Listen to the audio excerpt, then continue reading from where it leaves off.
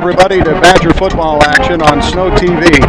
Gary Chedester along with Easton Stouffer to bring you the action this evening as the Badgers, ranked third in the nation, will be taking on ASA Miami. These two teams met last year, and it was a really good battle down in Miami. The Badgers came away with a win down there, and ASA Miami looking to get some revenge here against the Snow College Badgers. Yeah, it looks to be a good game, Gary. After coming off a bye week, I really think the team is going to be full of energy and just ready to fight it out with ASA Miami. This is almost like starting the season all over again. They had their first game against Tyler, Texas, and they were looking forward to hitting someone other than themselves. Then they came back and played USA Revolution, and the Badgers, as you mentioned, get that bye week. So again, they're looking to hit somebody other than themselves. ASA Miami actually coming off a bye week as well. Their game was canceled. They had a scheduled game, and the other team said, no, we're not going to be able to play. ASA Miami is an independent schedule, and sometimes very difficult for them to find people to play, and sometimes they end up playing teams a couple of times, like they do Georgia Military. They're playing Georgia Military twice this year. Well, let's hope it'll be a great game, because both teams look like they're ready to fight it out to the end tonight. Badgers are going through their pregame thing here, getting the haka out of the way before their fans. And we're getting ready to roll. ASA Miami did win the coin toss, and they've elected to defer until the second half, so they will kick off, and the Snow College Badgers will have it to start the game. From the last game against USA Revolution, the defense of Snow College was great. They were always on their man, and it was just tough defense around all the time.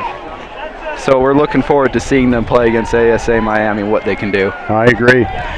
Snow College Badgers had a little bit of bad news to start the season. They lost their preseason All-American Darman Natoa to a foot injury. He's been out, but Jalen Warren has really filled that role nicely. And Warren had a good season last year as well, so he's no stranger to getting touches on the ball, and he's really stepped it up now as the #1 running back for the Badgers. Yes, he has. He made a good few plays against USA Revolution.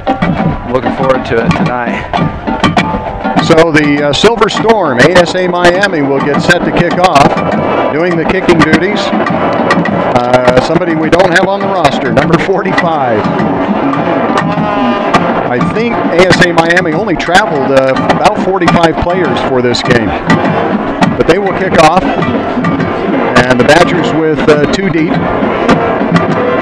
to receive the kickoff. Leon Morgan is the deep man, and Jalen Powell is up just a few yards in front of him. And here's the kick. High end over end kick is going to be taken by Morgan.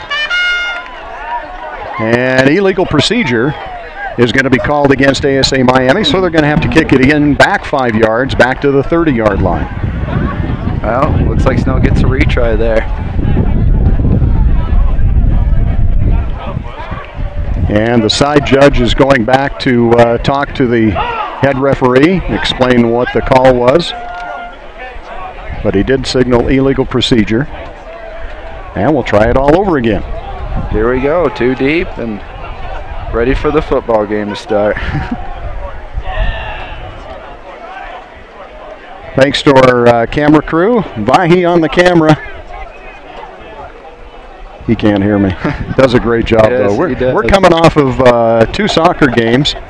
One yesterday, one today, and now football today. Yeah, that was something to do out there. Both times, men's soccer won 8-0. Pretty good team. Men's soccer is ranked nationally. Women's soccer is ranked nationally. The volleyball team is ranked nationally, and the football team, all in the top 10. This kick is a shorter kick, going to be taken by one of the up men at the 25. Trying to find room at the 30, retreats and is taken down at the 30, and that is actually Derek Wright, who was the other up man. And he's taken down at the 30-yard line. The Badgers will start 1st and 10. Let's see what their quarterback. Let's see, Braxton Kerr. See how he does. I'm sure he's got a game plan. The coach got a game plan to beat this team and keep on going with the winning streak. You're going to see the Badgers run a lot of no huddle and try to get lined up before ASA Miami can get ready. Man in motion is Powell. Powell goes left to right. Handoff going straight ahead and breaking a tackle still on his feet. Out to the 35-yard line is Weston Barlow. So Weston Barlow in there at running back and not Jalen Warren. That's an interesting thing. They must have switched him out before. And the wind's starting to kick up here. 2nd down and 5 for the Badgers.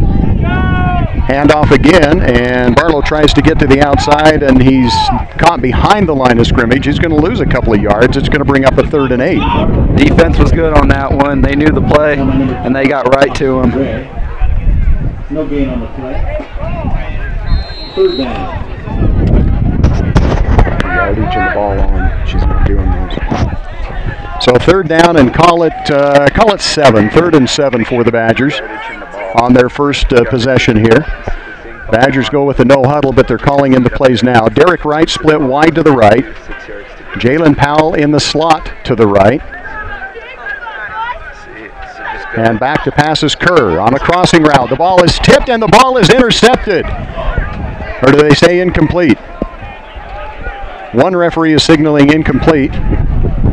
Ooh, and it was close to being picked off, in and out of the hands of Ryan Henry. Apparently he didn't catch it before it touched the ground. So the Badgers incomplete, and it'll bring up a 4th down in a punting situation. And they'll be punting into a little bit of a breeze. It's kind of gusty right now. It blows and then kind of dies down. Yeah, that ASA Miami, their defense right now, they know where the ball's going, and that was, you got to hold on to those plays right there. Bunker Wimmer is in to punt it away for the Badgers. Coming late onto the field is Nicholas Cobley. And ASA Miami back deep to receive. Plenty of time for the kick. The kick is a wobbly off the side of the foot kick, but fortunately it gets a Badger bounce and goes out of bounds at the 37-yard line.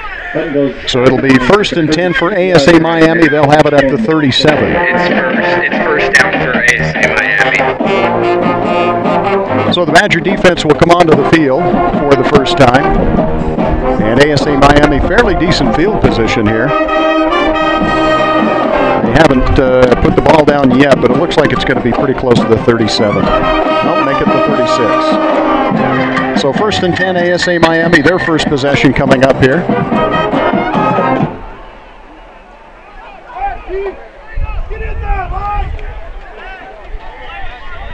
At quarterback is Matt Winsler.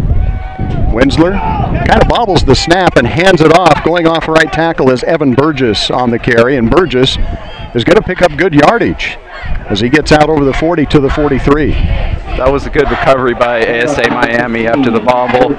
He got it right to his man, and he went through the hole through the defense.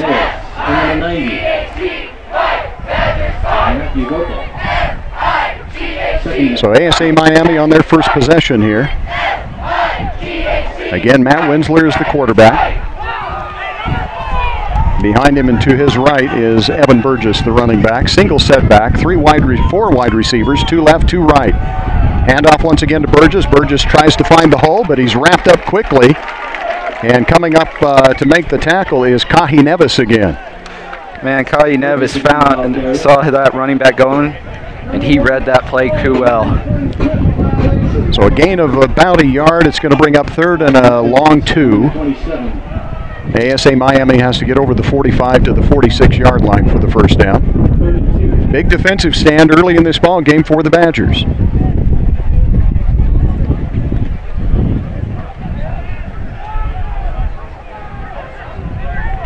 And now coming up under center is Matt Winsler. He had been in the pistol before. Now he brings his tight end back as a fullback.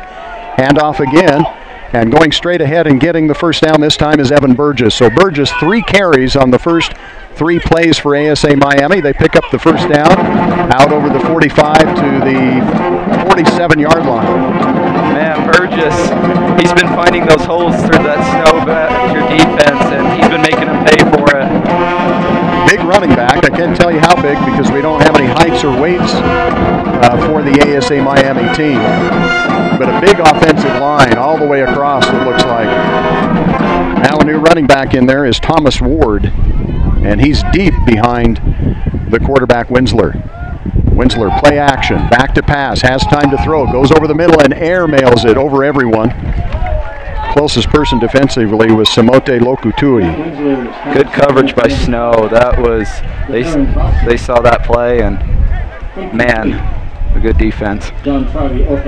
So Winsler had time to throw, but threw it way over everybody. And check it, it was Eric Stowers from Jacksonville, Florida, who's in a running back now,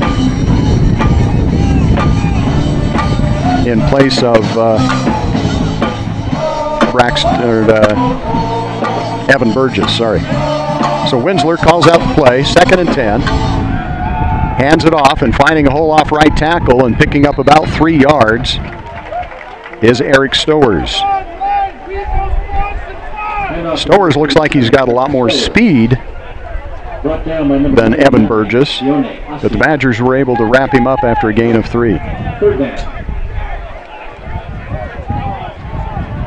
Yeah, you can tell the difference between the running backs here. It's, like you said, speed for their one running back who just ran the ball, and their other one, Burgess, has got power behind him, so he can make a hole through anything in the defense. So again, it's Stowers with Winsler in the backfield. 3 wide out, split wide to the left. Play action fake. Winsler with time again, now under some pressure, and he's sacked. Coming up and making the sack for the Badgers is Parker Workman from South Jordan, Utah, Bingham High School product. That's going to bring up a 4th and long. What a great play by him. That was something he got off. The offensive line just fell and crumbled, and he took that advantage and got the sack. Good job by Workman to come in and come from the side and put some pressure on Winsler. So that's the first sack of the ball game for the Badgers. ASA Miami picks up 1 first down, and now they'll be in a punting situation. And back deep to receive for the Badgers, I think it's Derek Wright. High spiral kick is going to be fielded, bobbled, and then covered up. No, it's Leon Morgan. Leon Morgan bobbled it. He had some room to run if he could have fielded that cleanly, but good job of just covering it back up again. So the Badgers will take over at the 22. At least he got control of it at the end there. That's all really matters. Let it to the offense, get your yards now. So the Badger offense back out on the field. In the backfield is Brandon Ellis now at running back, behind Braxton Kerr. Badgers looking right into the sun to try to get the play call here. Sun's just starting to go down behind the West Mountains. Hand off to Ellis. Ellis on a sweep to the right. Hit at the line of scrimmage and turns it upfield. Maybe. There's a flag on the field. Is there? Okay, so he maybe picks up a yard. Maybe 2. No, it looks like he got all the way to the 25, so a pickup of 3 yards. You say there's a flag? Yeah, there was a flag thrown by one of the refs. Okay. That's usually where we see some kind of holding, I think. But we'll wait for the call.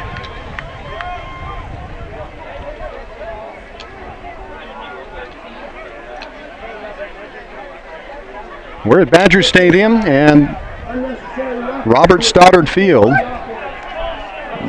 Unnecessary roughness? I didn't see it. I didn't see it whatsoever. I didn't either. That's a dead ball foul, so a 15-yarder. That's going to be half the distance to the goal. And the Badgers now have it clear back at their own 13-yard line. 1st and 20. It's going to be a long run to see what the Braxton Kerr's got up his sleeve to get him back into position. Kerr in the pistol formation. Takes the snap, play action, back to pass, has time to throw, goes deep, he's got a man open, but it's going to be picked off. He overthrew the man that was open, and coming up with the interception is Thomas Ward. The pass was intended for Keyshawn McCoy, and he overthrew him, and playing center field that time was Thomas Ward to come up with the interception. He put a little too much power on that throw. He tried to get his man wasn't quite there. Thomas Ward took advantage of that and got the pick. I'm wondering if he thought the wind had hold it up or something, but the wind is quite a bit here. I mean, you can hear it in our microphones, but down on the field, I don't think it's blowing too much, and you look at the flag down at the south end of the field, and it's not moving very much. So I think it's just like a little too much of an kind of overthinking there, overthought, throwing it a little high there.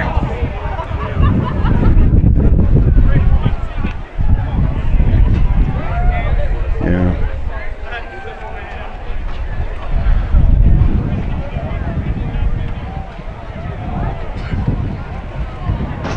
See if you can fix the clock. The clock's not set. So we've got a timeout here on the field. We'll keep it right here. Thanks for joining us on Badger football action on Snow TV live stream on YouTube.com. Also on Blue Frame. And all the games this year, all Snow College sports that are covered by Snow TV should be on both YouTube and Blue Frame, whichever works out for you to be able to get that. In fact, if you like our channel, subscribe to our channel, you should get some notifications on all of our broadcasts. Snow TV does all of the convocations, the business seminars, and most home sports. We just got through doing a couple of soccer games, as we mentioned earlier. Snow College men's soccer team ranked 8th nationally. Came up with 2 big wins over the weekend. On Friday they beat Colorado Northwestern, and then again today beat Colorado Northwestern, scoring 6 goals in the second half both days. The women's team did not play. Colorado Northwestern not able to field a team this year. So after the timeout and the interception, ASA Miami has the ball at their own 45, so good field position. Let's see if ASA Miami can capitalize on this field position. Kind of interesting, they started with Evan Burgess in the backfield, and he was able to pick up a first down on 3 runs, and since then they've come back with Eric Stowers. So Stowers in the backfield with Winsler. Winsler back to pass, throws the quick out to the big tight end. That's number 83, Skylar Haig from Detroit, Michigan. He's taken down immediately, but it is going to be a gain of, looks like almost 8 yards. 8 yards giving. So it'll be a 2nd and 2.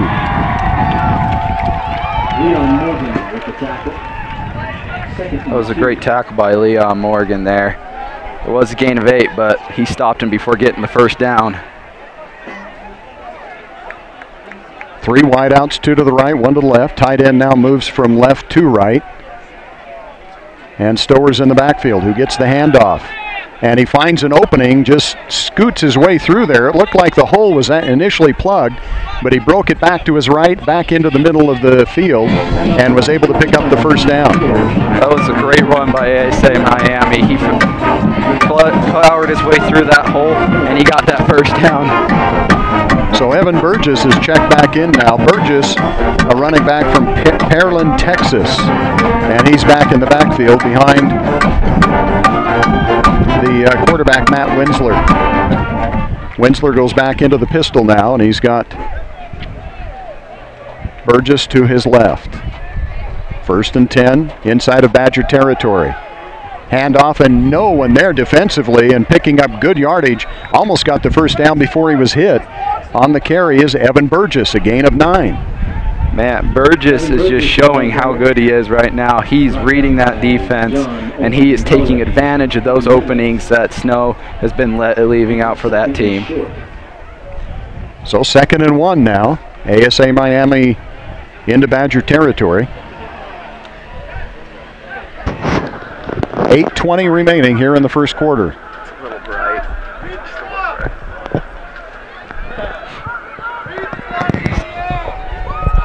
Second short. ASA Miami might make a shot at the end zone here. Back to pass. Winsler throws it deep out. Got a man out there, and it is going to be a touchdown. Matt Winsler finds his man, and it looked like it was number 7, Kendrick Green, with the touchdown. Great eyes by Matt Winsler, and Green was being covered. That was great coverage by Snow, but he got away from his man, and he got the touchdown. What a great play. Green made some adjustments while the ball was in the air. It looked like he got kind of twisted around, but he was able to keep his eyes on it and comes up with the score. So ASA Miami strikes first on a 33-yard touchdown pass play.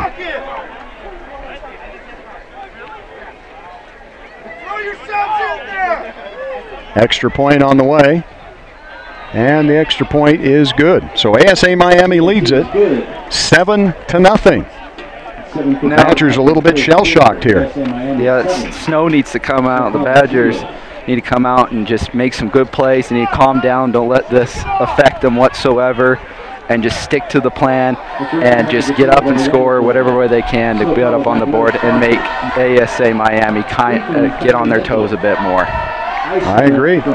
So 8 minutes still remaining in the first quarter.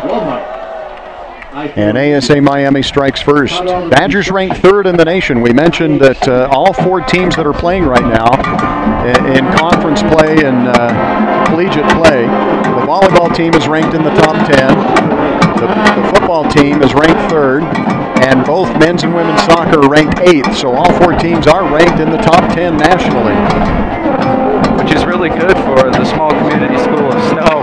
Gets them up throughout the nation, knowing that we're a good, it's a good sports academy here too, as well as the academic for everyone else. So ASA Miami getting set to kick off. Back deep to receive is Wood and Derek Wright. It's a high end-over-end kick. It's going to carry into the end zone, and Wood decides to bring it out. He's got some room to run.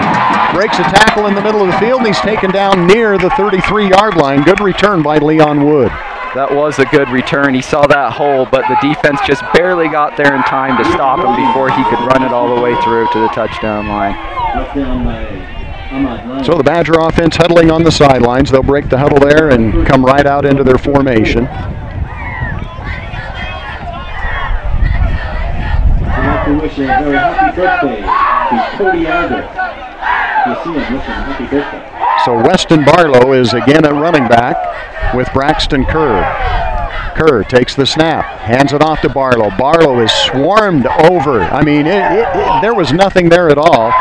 Breaking through was Nicholas Covington. He's listed as a defensive back. He's the safety, and he came up quickly and covered that hole.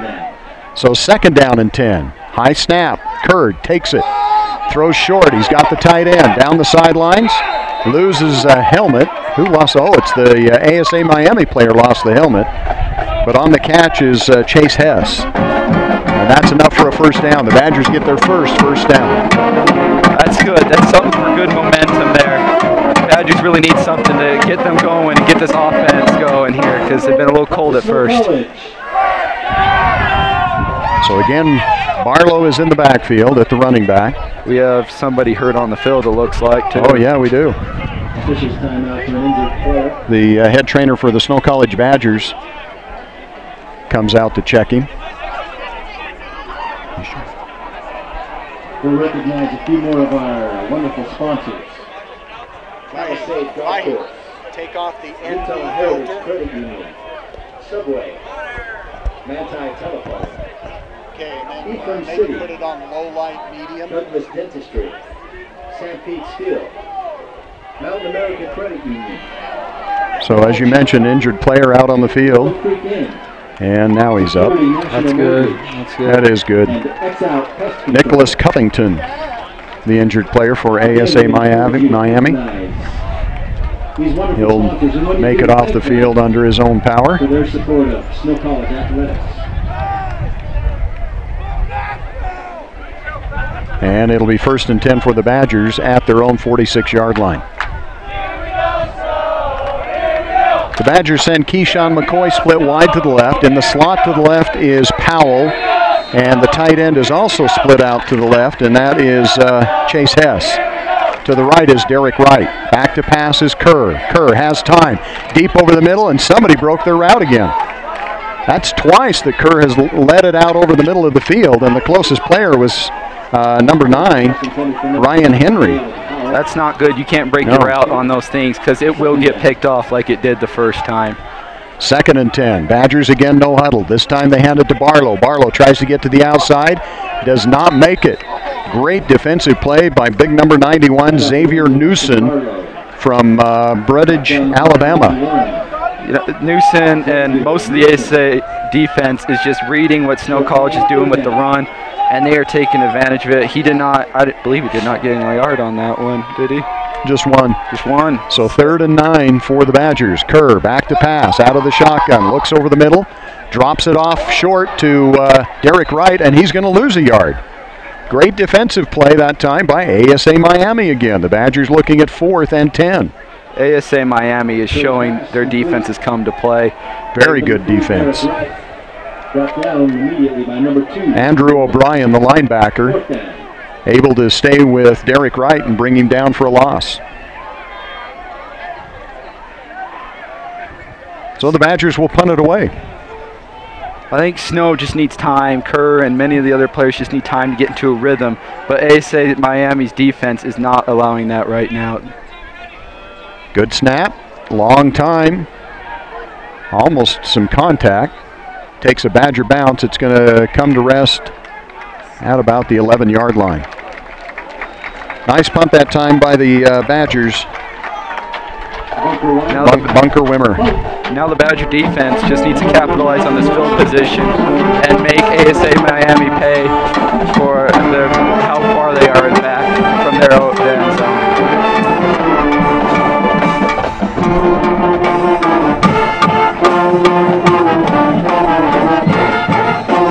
So if you're just joining us, ASA Miami took their 2nd possession and scored on a 33-yard pass play against the Badgers.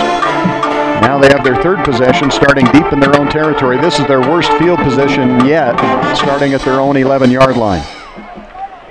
Winsler, the quarterback. Badgers moving on defense.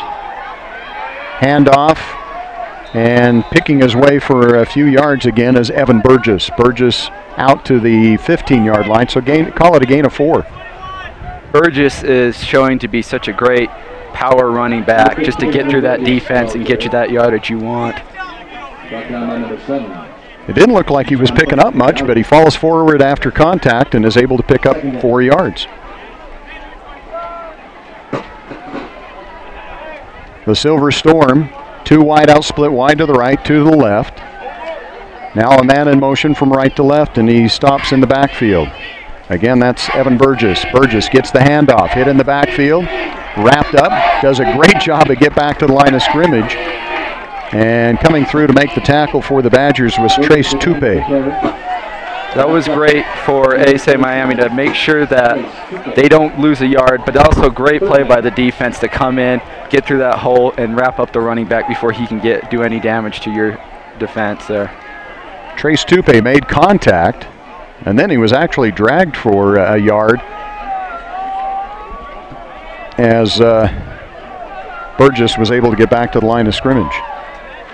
Burgess is now out, and it's Stowers back in the backfield once again on a 3rd down for the Silver Storm. Winsler back to pass, throws deep, and over the coverage, incomplete. Intended out there for Alex Davis. It was thrown out of bounds, and so a punting situation for ASA Miami. The Badgers should get some fairly good field position here. And this just gives another chance for the offense to just get into that rhythm. Like I said before, get into that rhythm and score so they can get up on that board and get a little momentum under them for the night. Back deep to receive once again for Snow College is Leon Morgan. Morgan standing at about his own 45-yard line. Low snap, quick kick, gets away, kicks away from Morgan. Takes a good Silver Storm bounce. It's fielded by Morgan inside his 40. Nice stutter step. Has some room a little bit. Now he's swarmed under as he gets to the 45 and falls forward to the 47-yard line. So the Badgers' good field position here, their best field position yet at their 47-yard line. Yeah, I am excited to see if Kerr and many of the other offensive players can get, like I keep mentioning, the rhythm and just get up the field and just do what they need to do. Have you seen Warren on the side? I was wondering, we haven't seen Warren as of yet. I have not seen him at all. I'm wondering if he got injured during the week. So in the backfield for the Badgers is Brandon Ellis. Ellis gets the handoff. Hit, but falls forward and gains close to 3 as he gets out near the 50-yard line. Good coverage by the defense. They stopped him. That's what you need to do on defense and just keep them going.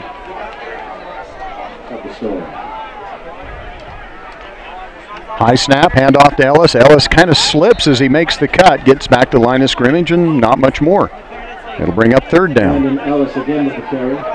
You did kind of see his foot kind of come out from under him on that play, which kind of messed him up on the run. Couldn't get or gain much.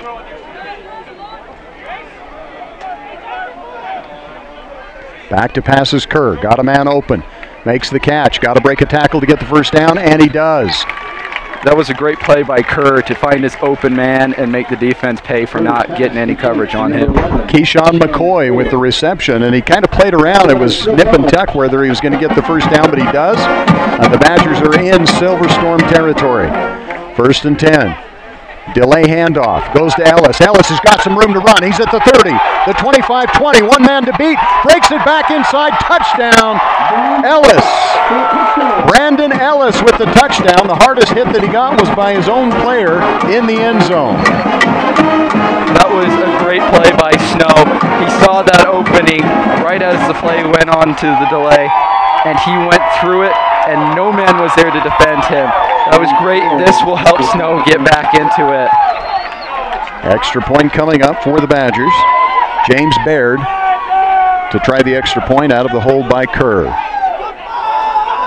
Snap is good. Placement. The kick is up. And the kick is good. The Badgers have tied it at 7 with 2:56 remaining in the first quarter. We are tied 7-7.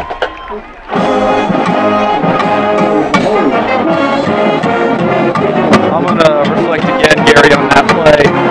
How the delay kind of helped them find that opening, and they took advantage, and that ended up in being a touchdown with nobody there to guard him, which was kind of stunning for how good this ASA defense has been so far. Well, I think it was set up really well by the fact that they have been getting pressure. They haven't been allowing any run, and so Snow has been throwing a lot of passes, so I think ASA Miami was focused on that. And it was a delayed draw, and it was wide open. The middle opened up really well. So good play calling by Andrew Mitchell, I believe, is doing the play calling for the Badgers. Good job there. And the Badgers able to get on the board. Now it's up to the defense to see if they can stop ASA Miami and keep them at this tied position. Badgers will kick off from their 35-yard line. So the first kickoff by the Badgers here in the ball game. ASA Miami has two back deep. Looks like Nicholas Patrizzi, who was actually listed as a backup quarterback. No, I thought it was 17. It's 37. Eric Stowers is back there. And the Badgers kick a very, very high short end over end kick, taken at the 15-yard line to the 20, 25, down out near the 30-yard line. Not a bad little run. Return there. Kedrick Green, who caught the touchdown pass, actually, on the return. So marked at the 31-yard line, 1st and 10 for the Silver Storm.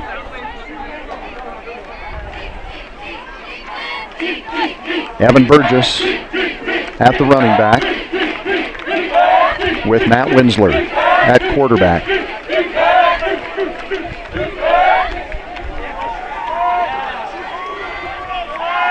Handoff to Burgess. Burgess hit in the backfield and again does a great job to get back to the line of scrimmage because contact was made 2-3 yards deep. And that was a good read by the defense because Burgess has been making them pay all night. They need to really start getting on him, putting some pressure on him, and making the quarterback start to throw more. Parker Workman again on the tackle. He's the one that came up with the big sack for the Badgers. He's playing that left defensive end, and he just kind of followed the blocker that was pulling and came in behind the running back to make the play. Burgess and Winsler in the backfield. Winsler, the quarterback in shotgun, bobbles the snap, hands it to Burgess. Burgess, room to run, cuts it back upfield. He's got the first down and more. It takes 4 Badgers to take him down, but he's out to the 44-yard line. Nice run by Burgess. I'll say it and I'll say it again. Burgess is looking to be a good power running back, and it, like you said, it took 4 Badgers to take him down, and it was really good play by him. So that's a big first down, gets the Silver Storm out to the 45-yard line, 1st and 10. Now in the backfield is Julian Robinson from Cross City, Florida. Back with Winsler. Winsler takes the snap, rolls a little bit to his right, throws, got a man open. Pass is caught. They say he's down right at the 50-yard line, so a gain of 5. Looked like he slipped a little there and had his knee go down before he started running. Pass was caught by Kajana White from Davie, Florida. But a gain of 5. It'll be 2nd and 5, out near midfield now.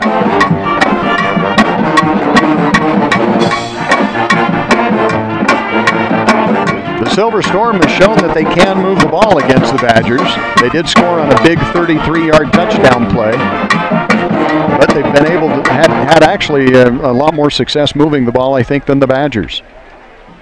Badgers showing blitz. Here they come. Pass is quick out in the flat and incomplete. It hit the ground first. Intended out there for Christopher Williams, the tight end. What I've been noticing with the snow defense and the offense of ASA Miami is that ASA Miami's finding those guys that are just open and no coverage is on them whatsoever. And I think Snow really needs to work on this, or it's going to be another touchdown for the ASA Miami. Check that. I think it was Angelo Mayo that had the pass intended for him.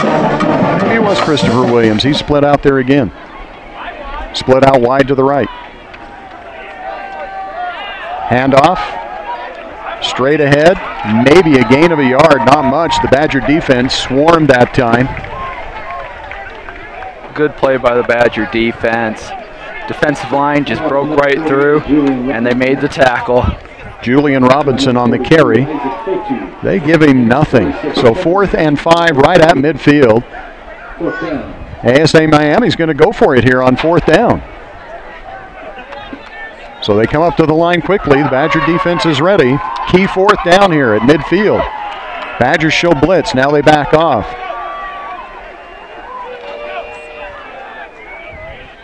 And Winsler punts it. So the quarterback dropped back a little bit further than usual and then punts it. And it's going to be touched at about the 15-yard line. They pushed it clear back to the 5, but the initial touch was at about the 15, I believe. What did it look like was going on there, Gary? Was that like a trick play? I think they were trying to draw them off sides, and if they didn't draw them off sides, then they have that play where the quarterback Winsler drops back and does a quick kick. Well, not a bad punt by a quarterback there. Not bad at all. In fact, I think they could have let it take another bounce. Instead, they touched it at the 17, and that's where it'll be marked dead. So the Badgers 1st and 10 from their 17-yard line. Kerr, man in motion. Takes the snap. Quick pass out in the flats. He's got Derek Wright. Wright has a blocker. Dances behind the blocker. Turns it upfield. And he had one man to beat and a great open field tackle that time by number 33, Nicholas Covington, the defensive back. Came up and put a hit on Derek Wright, but the Badgers pick up a big 1st down. That was great of Kerr to use his line of sight and find the open man. And plus, Wright also using a side step to help out. That was pretty good play. And that's the end of the first quarter. 7-7 at the end of one quarter.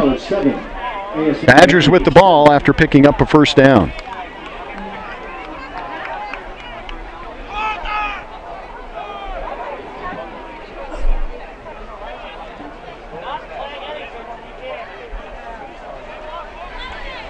So, Gary, what's your thoughts on the first quarter for both teams on this one? You know, ASA Miami's been able to move the ball, and their defense has been really good, other than the last drive that the Badgers came up with, and the Badgers are showing some positive signs here. But I think they're two evenly matched teams at this point, and ASA Miami's playing very, very well. They're not ranked in the NJCAA, but they're a good team. I agree, but I also feel like the stories about Burgess. He's been running all over the field against the Snow defense, and he's been proving himself this whole time, saying that I can play, I can be here, and I can beat this team. He's definitely showed he's very good. So 1st and 10 for the Badgers. Play action fake. Kerr rolls out to the left, has time, throws deep. He's got a man wide open. Derek Wright. No one will touch Derek Wright as he runs to the corner of the end zone. Touchdown.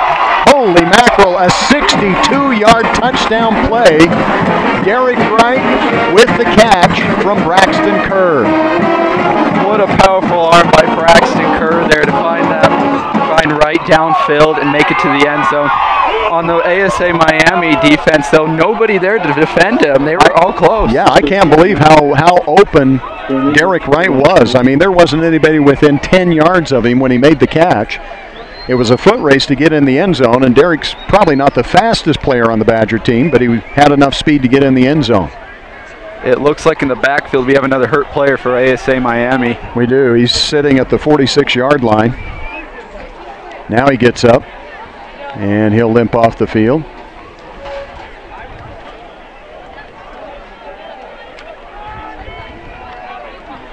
So making his way off, I think, is Daniel Walker from Fort Lauderdale, Florida. Badgers will try the extra point. Baird to kick it out of the hold by Braxton Kerr. Baird says he's ready. Snap is good, the placement's good, the kick is up, and the kick is good. So the Badgers lead at 14-7 on the first play of the second quarter. That was a great play by Snow, and it just comes to show that Snow's saying we're not done yet. We're going to show why we're ranked third in this conference and why we're here to play. I guess if you can score on big offensive plays like that, you don't have to have a control movement down the field, because the Badgers really haven't had a controlled offense that has methodically pushed it down the field. They've had two big plays on their scores, a 33 and now a 62-yard pass play. Both great plays, though. Both great plays. Cannot argue with that.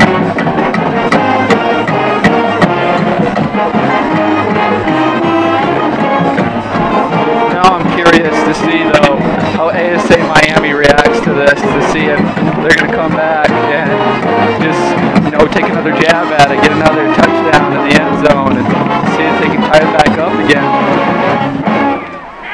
Badgers will go on the road next week and take on Scottsdale Community College, I believe, and Scottsdale has broken into the NJCAA rankings.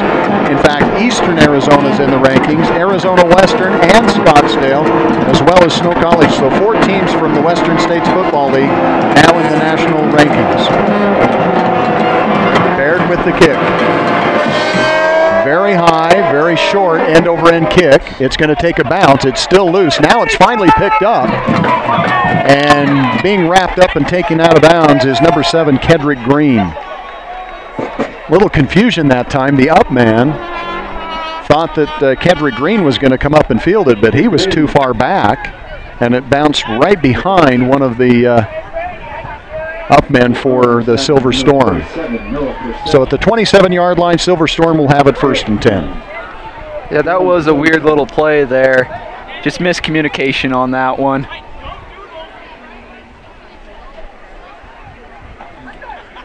Winsler comes out, and Evan Burgess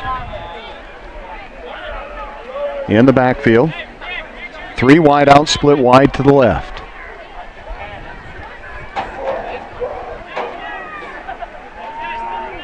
Hand off to Burgess. Burgess hit in the backfield and goes nowhere. And coming up to make the play once again for the Badgers is Parker Workman. What a workhorse for the Badgers. He's got the sack, and now he's keying in on on Burgess to make the tackle. You said it, Gary. Workman saw that hole right through the offensive line. He pushed his way through it, and it's good they're putting the pressure on Burgess right now. Workman's not one of the bigger players, but he's playing left defensive end, so he's got the quickness to get past the block, it looks like, to make some problems for the Silver Storm. Winsler back to pass, under pressure, sacked by Workman. 2 plays in a row by Workman. Snow's defense has really turned it on right now. They've been finding holes in that offensive line, and they're making them pay for it. That's the 2nd sack, is it not, on Winslow there? Parker Workman with 2 sacks now, and the play previous was a tackle for loss. So that's 2 tackles for loss in a row. by Parker Workman. Some great plays by Workman. He's really getting out there tonight, and I'm anxious to see how the rest of his night goes. And I think a lot of this is made possible by the two interior defensive tackles occupying a lot of space. And again under pressure, and again it's Parker Workman. 3 plays in a row. Parker Workman. You weren't kidding about him being a workhorse. That's about 3 sacks now, 2 in a row now for Workman. That is pretty good for a defensive player.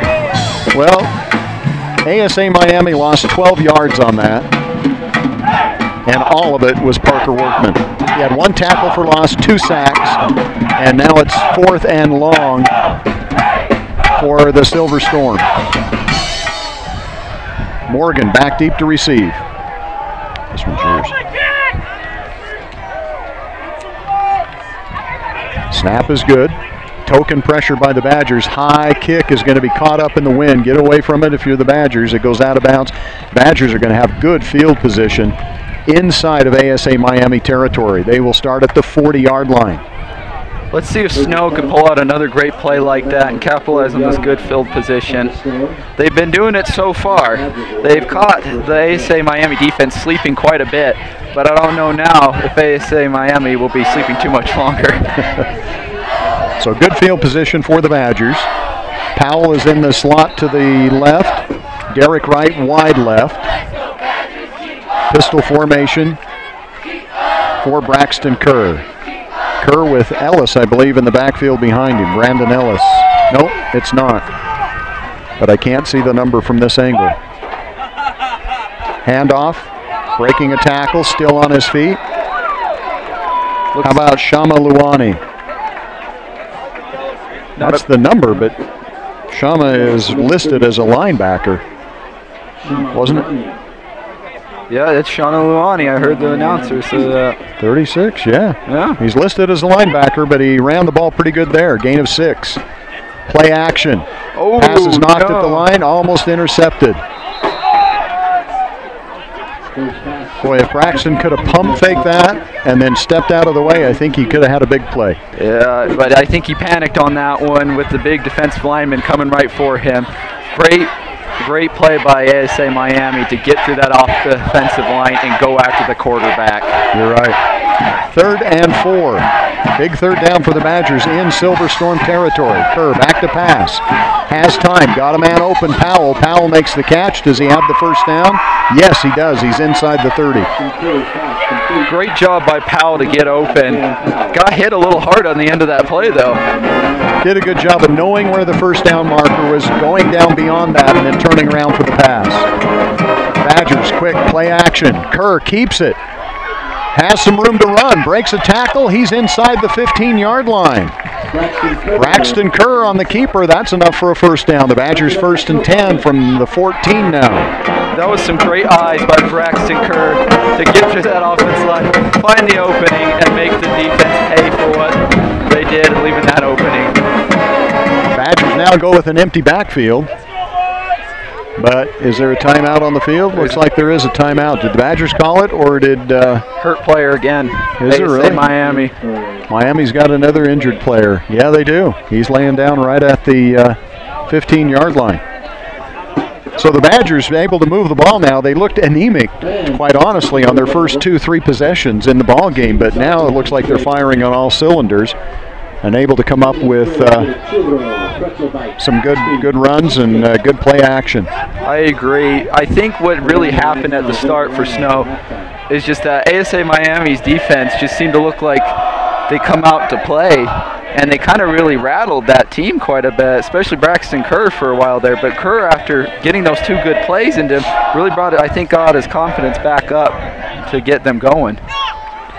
I think some good play calling by Andrew Mitchell was part of that as well, because I think he recognized that ASA Miami was keying on the run, and the Badgers had thrown several passes in a row, and then they run the draw when ASA Miami's trying to get pressure upfield, and it really broke things open. Yeah, I agree. He's calling some good plays for Snow, and I really think he's found out a little bit of a secret against ASA Miami's defense, if I'm not to be mistaken here. Number 50 is off the field. That's who was injured. We don't have a 50 on the program. That's 3 injuries for ASA Miami. That's never good for any football team. Badgers at the line. Shama Luane is in the backfield once again with Kerr. Kerr, long snap count. Quick 2-step drop, throws out in the flats. It's high, incomplete. Intended out there for the tight end, Chase Hess. It was kind of a dangerous play to throw that ball over there. The defense was showing what they used to be showing earlier in the game, just being stifling, and they really had the good coverage on that side end. So 2nd and 10 from the 14. High snap, handoff to Luana. Luana hit at the line of scrimmage, bounces off and is able to pick up maybe 2 yards. It'll be 3rd and 8.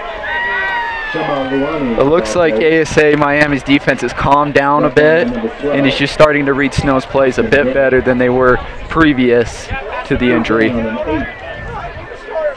3rd and 8.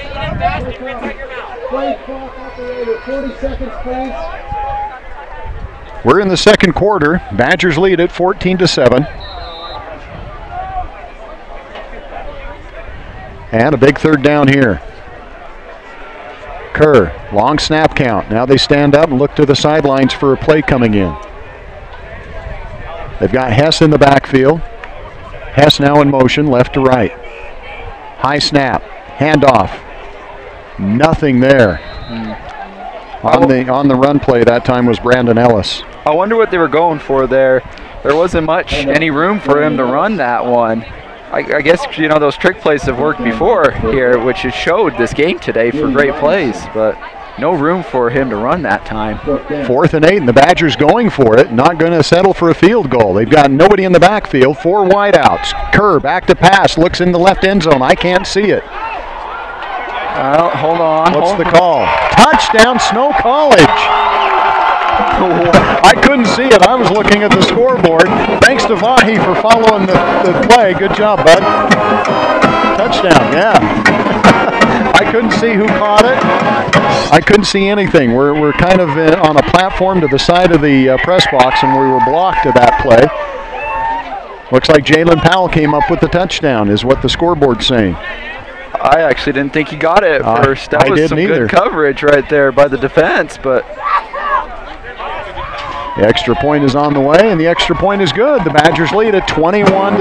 We'll be back with the kickoff in a moment. I still can't believe Jalen Powell come up with that one. That was a good pass by Braxton Kerr, but the defense was just on him that whole time. I didn't think at first he got it, but he did. Well, as long as the play took to develop, too, I'm surprised. But great play by Jalen Powell.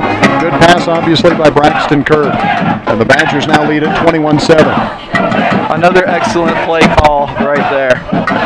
So ASA Miami scores first on a 33-yard touchdown pass. And the Badgers now have come back with 21 unanswered points. And they lead at 21-7 with 10 minutes to go in the first half. I'm interested to see how ASA Miami reacts to all this, now being down 2 scores now. I want to see if the Badger defense can still hold and if ASA Miami will, get to the end zone again once again.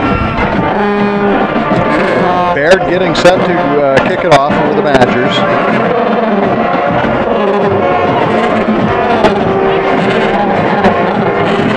ASA with 2 deep, back deep to receive.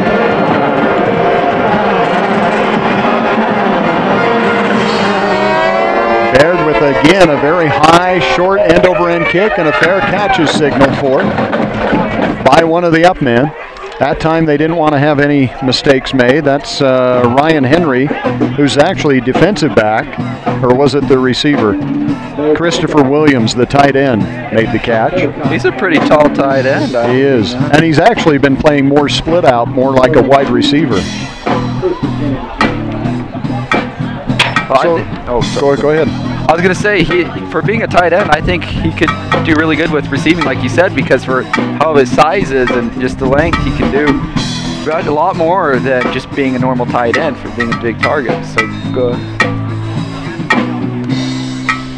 So the Silver Storm will start at their own 25-yard line.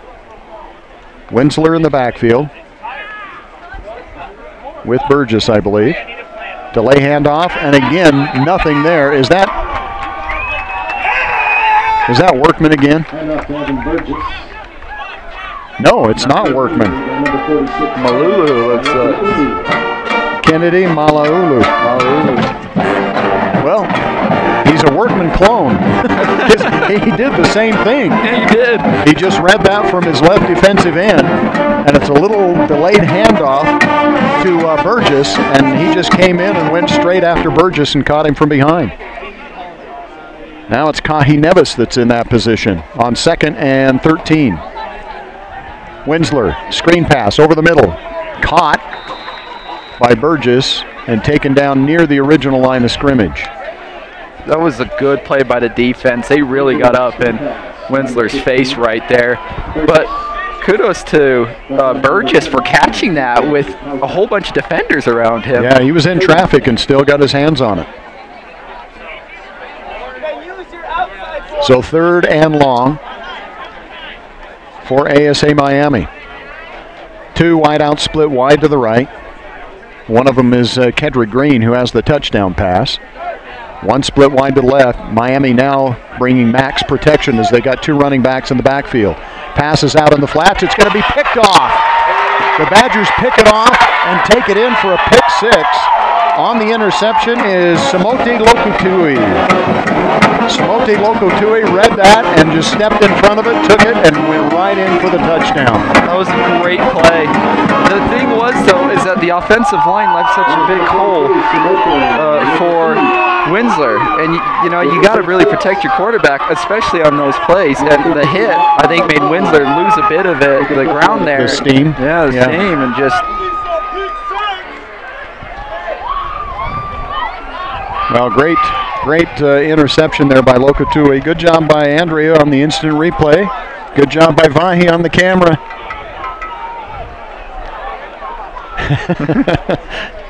Getting a good thumbs up from our cameraman. Baird for the extra point. The kick is out, and the kick is good. The Badgers lead at 28-7. You know, the Badgers have really looked like their defense just clicked on, and they know what's coming from Burgess and from Winsler, and that offensive line seems to be crumbling as the Badgers just break through it every time, it seems like. I think a big part of it is their defensive tackles. It looks like they're double teaming both tackles, and that's leaving the ends, defensive ends, some room to run. I think the Badgers brought some extra pressure that time with the linebackers. And Winsler just not having the time that he needs to step up and make the throw. I think what ASA Miami needs to talk about is that offensive line needs to give Winsler more time to make that pass right or make that run right and just block. So either Burgess can go make the run, or, like I said before, Winsler can throw the pass. That time they kept both running backs in the backfield, but there was still some pressure on Winsler to make the throw. So Baird again getting set to kick it off.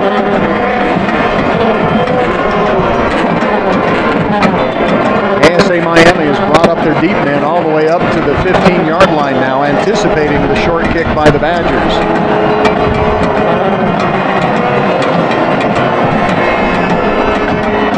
Pretty sure Baird has a leg that can kick it deeper, so maybe they're drawing him up and then trying to kick it over their head. And that's exactly what happened. That kick is going to be all the way back to the end zone. That is interesting. A little. They've done every kick short. ASA Miami kept bringing their deep man up, and this time they were at the 15 and was kicked into the end zone. A little misdirection by the kicker there, saying, you know, I'm gonna kick it short to you guys, but no. Used the power, used his leg, and just shot it all the way down to the end zone. So the Silver Storm will start at their own 25-yard line. Yeah, Tilvahi, he's got to calm down a little bit. Over there moving the camera. Or maybe it's the band. I think it's the band. It's the band. The camera. Silver Storm, 1st and 10 from their own 25. Play action. Nope, it's zone read. And Winsler's going to keep it and get out to the 30-yard line. The Badgers keyed on Burgess that time. Burgess was wrapped up and would have had a loss, but Winsler pulls it out and runs it on the left-hand side and picks up 5. That was a good read by Winsler. He saw that the defense was going for Burgess, and he knows now that Burgess is going to be a major target by the defense, so take it by himself. That was good. That's the first time we've seen that zone read. And it caught the Badgers a little bit by surprise, I think. 2nd and 5, ball at the 30. Winsler in the shotgun formation. He's got Burgess with him, and now he signals a timeout. That was just before the delay of game. So the Silver Storm takes a timeout here as they're facing a 2nd and 5. Good timeout by the coach right before delay of game happened. You don't want that because they'll just bring you right back to where you started. Move the line to H.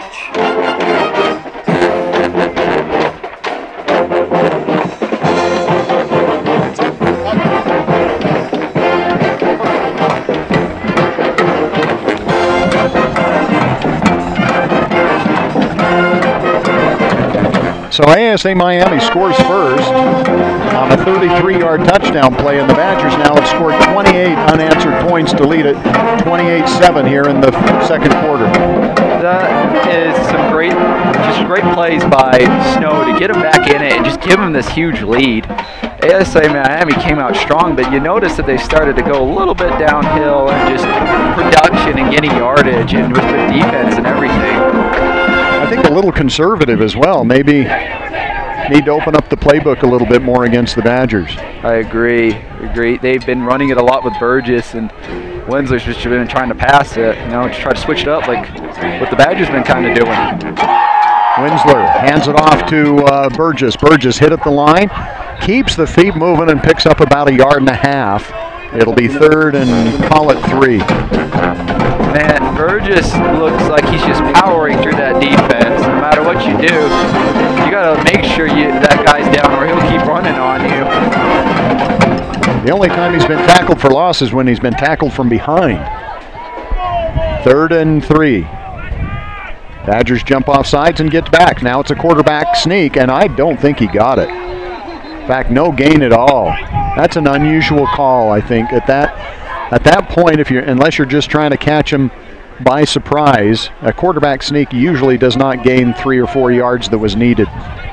No, I really think that if you were in that kind of position, I'd probably do like a linebacker run or a fullback run to at least try to hop over to get to your first down. Yeah, give it to Burgess and let him try to find a hole. He's been fairly successful, but that brings up a 4th and 4, and the Silver Storm will punt it away.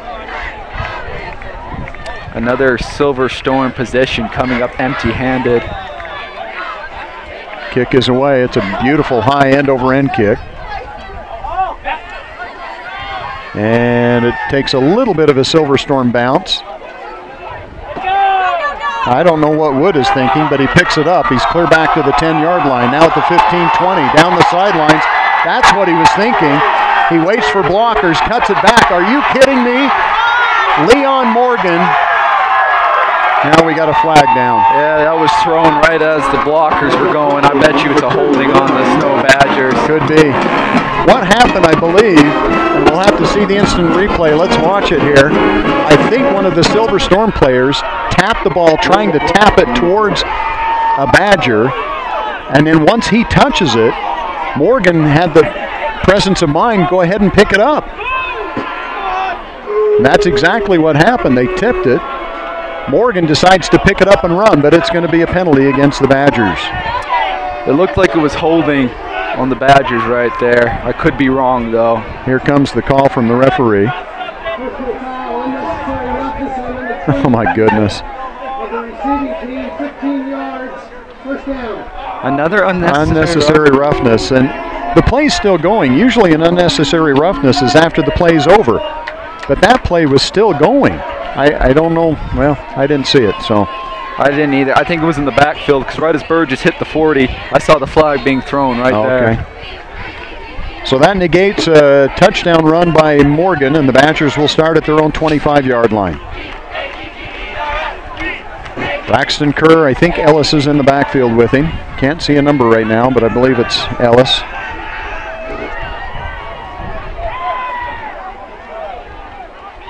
Kerr, high snap, hands it off. No, it's not Ellis. It's Shama Luane again. And again, another injured ASA Miami player.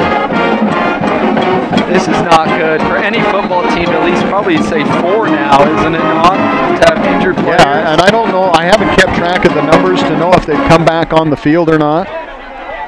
Number 36, Shama Luane. But Shama Luane with the run, and that's enough for the first down out to the 37-yard line. You know, that was a great read by Luane. He saw that opening on the right side, and not many of ASA Miami's defense was right there, so he kind of ran it out past them, and, well, he got stopped, I believe, around the 40. So injured player for ASA Miami. And I just got word that Jalen Warren is not going to be playing today. Still not sure why, but he is not going to be playing today, so we will not see him. Maybe. So we're going to see a lot of Brandon Ellis and I guess the linebacker, Shama Luane. Maybe injury, maybe during practice or something like that. Could be. But, you know, Luane has been proving himself to be quite the running back for being in a different position. I agree. Sometimes just natural athletes, and all you got to do is say, hey, we're going to give you the ball. You make the run. You know, and like, yeah, just find the hole. And when you think about it, football is pretty simple. Yeah. You got to get the ball in the end zone. That was pretty much. So going off under his own power, but very gingerly, is number 92, another player we don't have a number for, or a name with that number.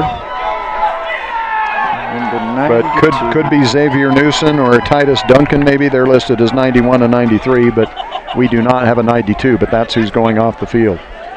We apologize, but all we have is what we're given. And that's a program without a number 92. Well, you know, blame it on the program guy, I guess. So Shama Luane in the backfield with Braxton Kerr. The Badgers set to go 1st and 10 from their own 37. High snap, quick pass out in the flats. Going to be caught and turned upfield for a gain of about 7. On the reception is Jackson Higginson from Spanish Fork, a Spanish Fork Don. No, that was good of him to get open that way and just get that play going. Luane straight ahead. Has the first down as he gets out near midfield. You know, Luane and Burgess for the Silver Storm, very similar runners. That's what I was going to say. You know, they're both powerful running back. Well, not being right, but they're both powerful with the running and just pushing through that defense. Coming off the field for the Badgers is Higginson. Looks like we got a flag. Illegal procedure is going to be called on the Badgers.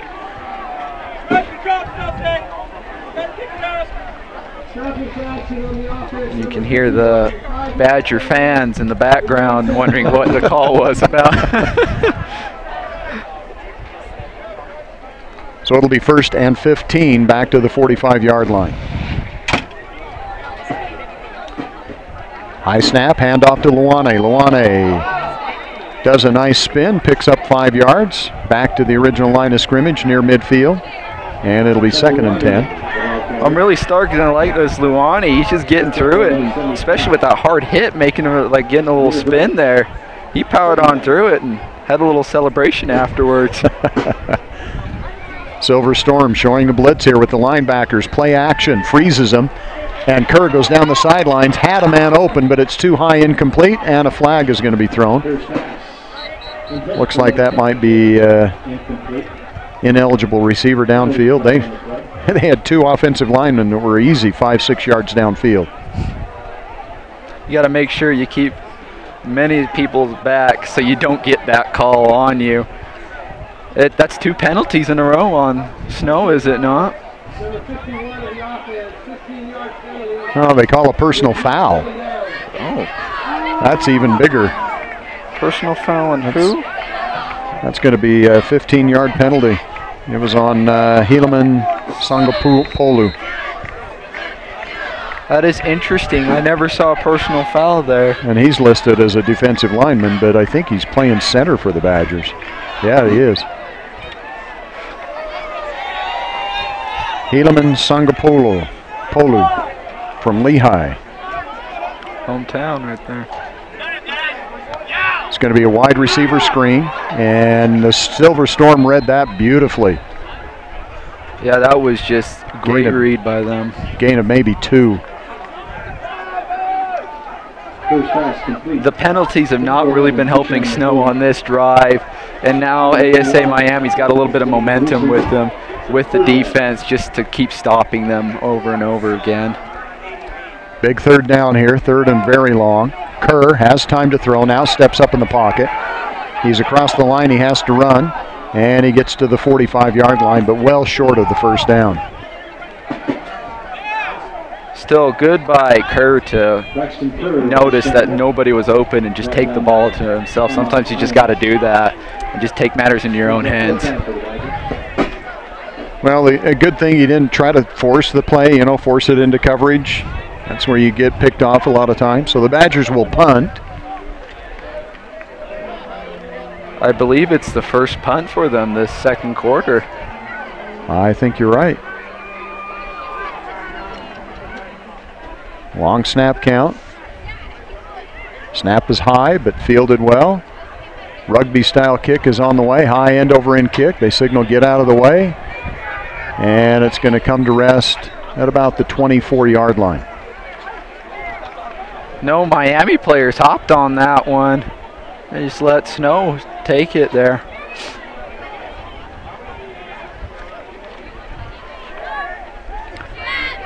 So 4 minutes remaining here in the 1st half. This might be the last possession of the 1st half for the Silver Storm. And they will start deep in their own territory. I think right now what ASA Miami needs to do is kind of get off with the normal stuff and start getting more into the playbook and start getting to new plays that Snow hasn't seen quite yet. So they move the ball now out to the 24-yard line, 1st and 10. Heard something about illegal touching? Yeah, on the punt, the Badgers touched it first. Winsler, play action, throws deep down the sidelines. Got a man open, Green. Green makes the catch. Is he inbounds? Yes, he is. Green able to beat the defense that time. Get deep into Badger territory. Kedrick Green from Fort Lauderdale, Florida. So from the 24 all the way to the 36-yard line of the Badgers. Big pass play. Yes, Winsler saw his man open, told him to, get out in front of that defense, and that's what Green did. And he was quick enough from the defense to get open and make that big play. So when Winsler has time, he's been able to find an open man. And 2 big plays to Kedrick Green.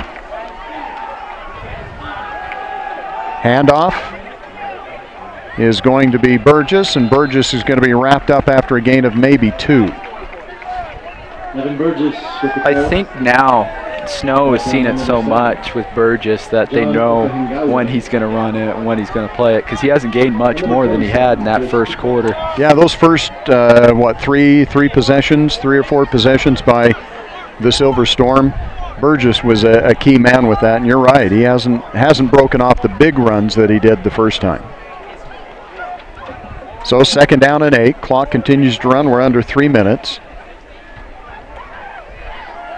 Back to passes Winsler. Under some pressure. Throws deep again. He's got a man out there. Nope, it's thrown out of bounds.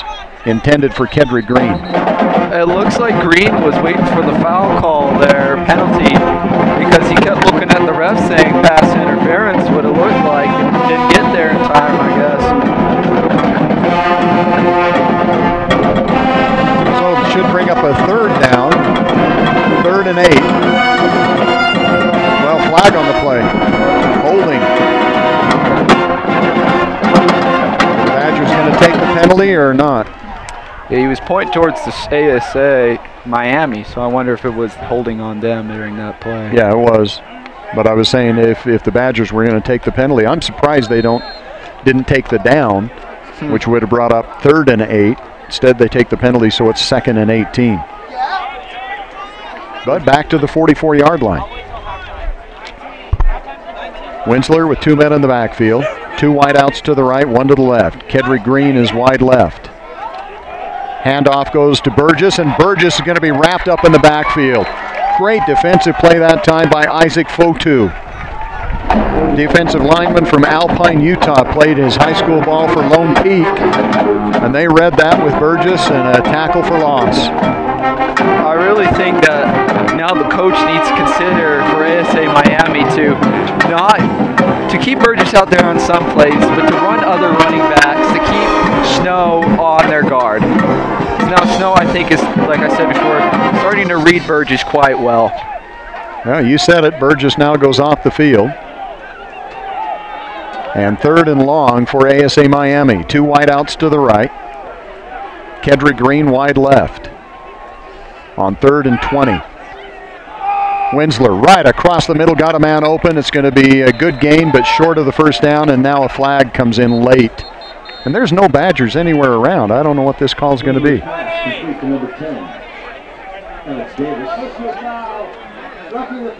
Oh, goodness.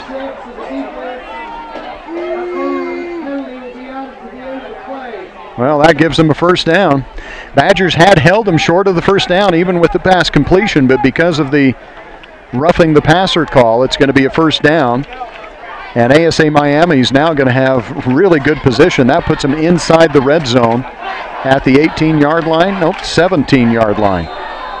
I'd have to see that play again. I didn't see roughing the passer, but I could be wrong. Yeah, Coach Paul Peterson not happy at all with that. That would have either been brought up a 4th and a long field goal or some try, but now it's first inside the red zone. Handoff to the running back, and he's going to slip and lose yardage. That is Eric Stowers. Just lost his footing there. Nothing much happened. It all happens to the best of us on those kind of plays. So it's going to be 2nd and 15 now. Back to the 22-yard line. Clock continues to run. We're inside of a minute. ASA Miami needs to start thinking about speeding up here a little bit if they want to have a chance to get on the board. If I'm not mistaken, aren't they receiving this second They will receive the second half kickoff. 2 wideouts left, 2 to the right. Back to passes Winsler. Winsler throws it deep, and nobody there, incomplete. No flags. That does stop the clock, however. It'll bring up 3rd and 15. Man, that offensive line just crumbled, if you noticed that. That was something to behold there. You got to keep your protection there for your quarterback on those plays, but maybe that was just a play to stop the clock and get things slowing down for ASA Miami. Well, you're right. That does stop the clock, which is good for the Silver Storm. 41 seconds remaining, and they've got 3rd and long.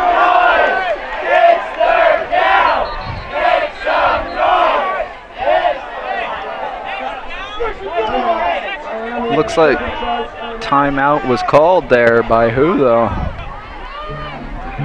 So timeout has been taken.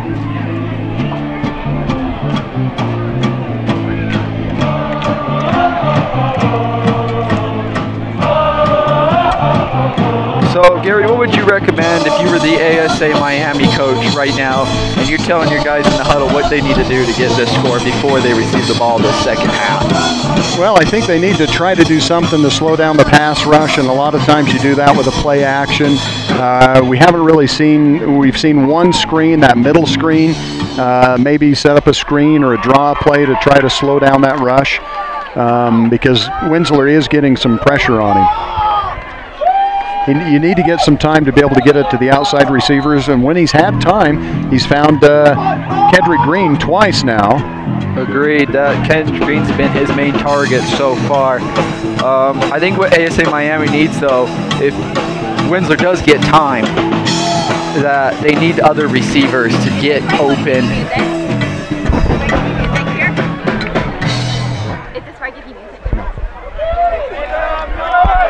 So 3rd and long.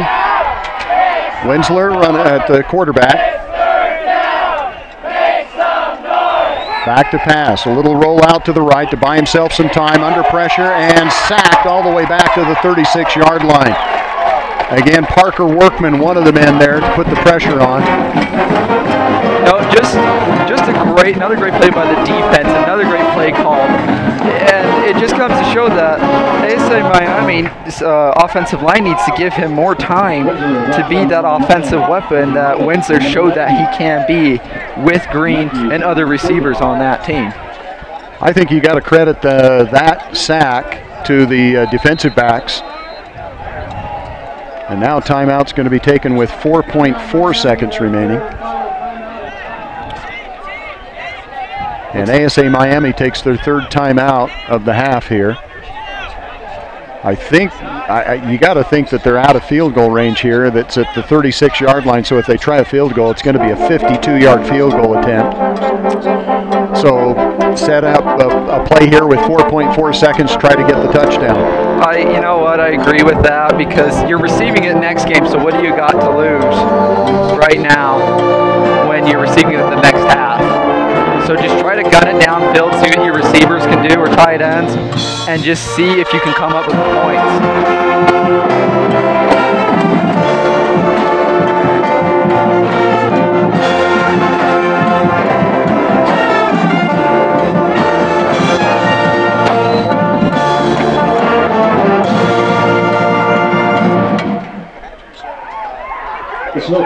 This will be the last play of the first half.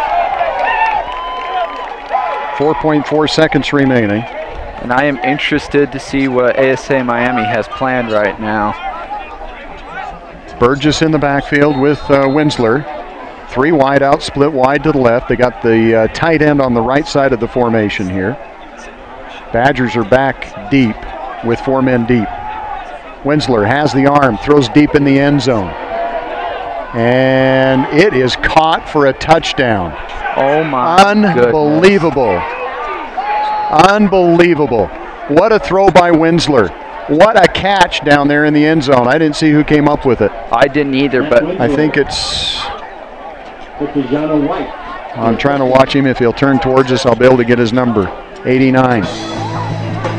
Pass is caught by Kajana White for the touchdown on the last play.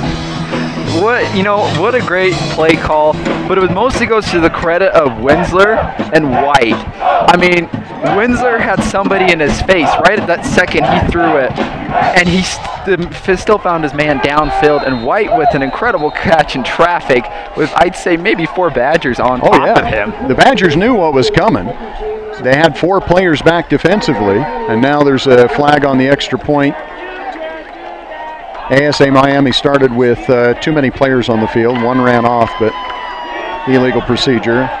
Not a big penalty. I mean, 5 yards back, still an extra point. But so 28-13, no time on the clock, so this will be the last play. And the good news is ASA Miami has the ball to start the second half.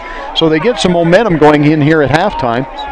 Yeah, to cut that deficit down to 14. Yeah, ASA Miami really needed this momentum moment right here because Snow's defense really turned it on there in that second quarter and just really starting to manhandle that team from what it looked like. They couldn't get the run game going again like they used to. The passing game was just interrupted because Workman and many other linebackers and defensive ends just were getting in there and harassing him. So a great touchdown by the Silver Storm to end the first half. That cuts the lead 28-14, and it cuts a 28 unanswered point run by the Badgers. ASA Miami scored first. Snow College ran off 28 unanswered points, and then ASA Miami comes back with another touchdown here to end the first half. You know, the touchdown reminds me of an old NFL football game I watched a while back. Detroit Lions and Green Bay Packers. Last few seconds of the game, Aaron Rodgers goes back. I believe it was a shotgun formation. And he really Hail Mary'd it to the receiver down there in traffic as well.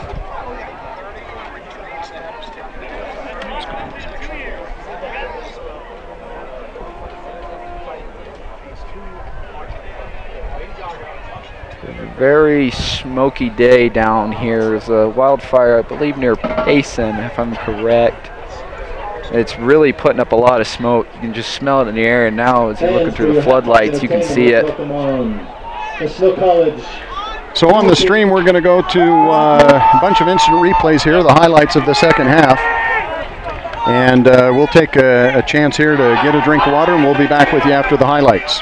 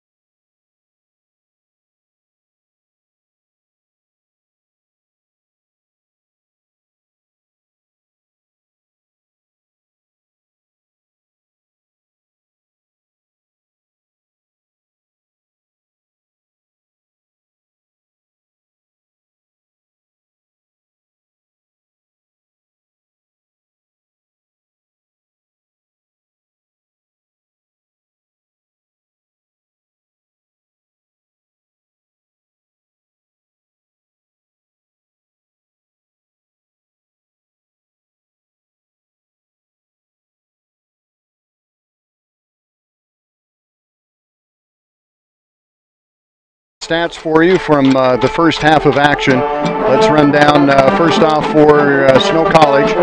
Snow College scored 28 points in the first half, 10 first downs. Rushing yardage is 16 rushes for 104 yards, passing 129 yards. So the Badgers with 233 total yards of offense. Passing for Braxton Curry's 9 out of 14. He does have 1 interception. Badgers have returned 2 punts for 12 yards, 2 kickoff returns for 45, and an interception return for 35 yards that turned into a touchdown for Snow College. Badgers have punted 3 times. They averaged 35.3 yards per punt. They've had 1 fumble that was recovered by the Badgers, 5 penalties for 52 yards. Badgers have had the ball for 9 minutes and 51 seconds, and they've actually, ASA Miami, the Silver Storm, has had it longer, 20 minutes and 9 seconds, but the Badgers again still lead it on the scoreboard. Third down conversions, the Badgers 2 of 6, and ASA Miami 1 of 9. Fourth down conversions, ASA Miami 1 of 1, and the Badgers also 1 of 1.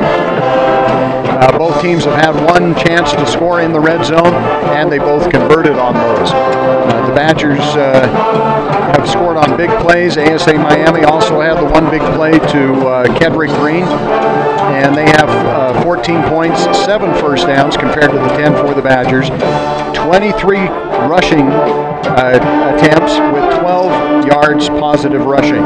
Passing yards 139, so total offense for ASA Miami is 151 total yards.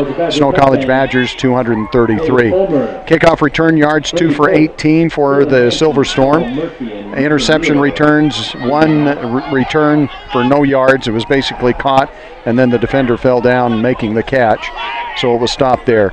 5 punts averaging 36.2 yards per punt. ASA Miami has had 3 penalties for 20 yards, and as I mentioned earlier, time of possession 20 minutes and 9 seconds. The Silver Storm was led by Evan Burgess with 13 carries for 43 yards gain, and he's also been sacked a couple of times for losses there, so net 32 yards. Matt Winsler has a minus 24 yards carrying. Eric Stowers 3 net yards, and Julian Robinson 1. So the Badgers' defense against the run has been very good. Passing, Matt Winsler 7 out of 12 with 1 interception for 139 yards, 2 touchdowns. The long was 40 yards, and that was to end the first half. He has been sacked 4 times.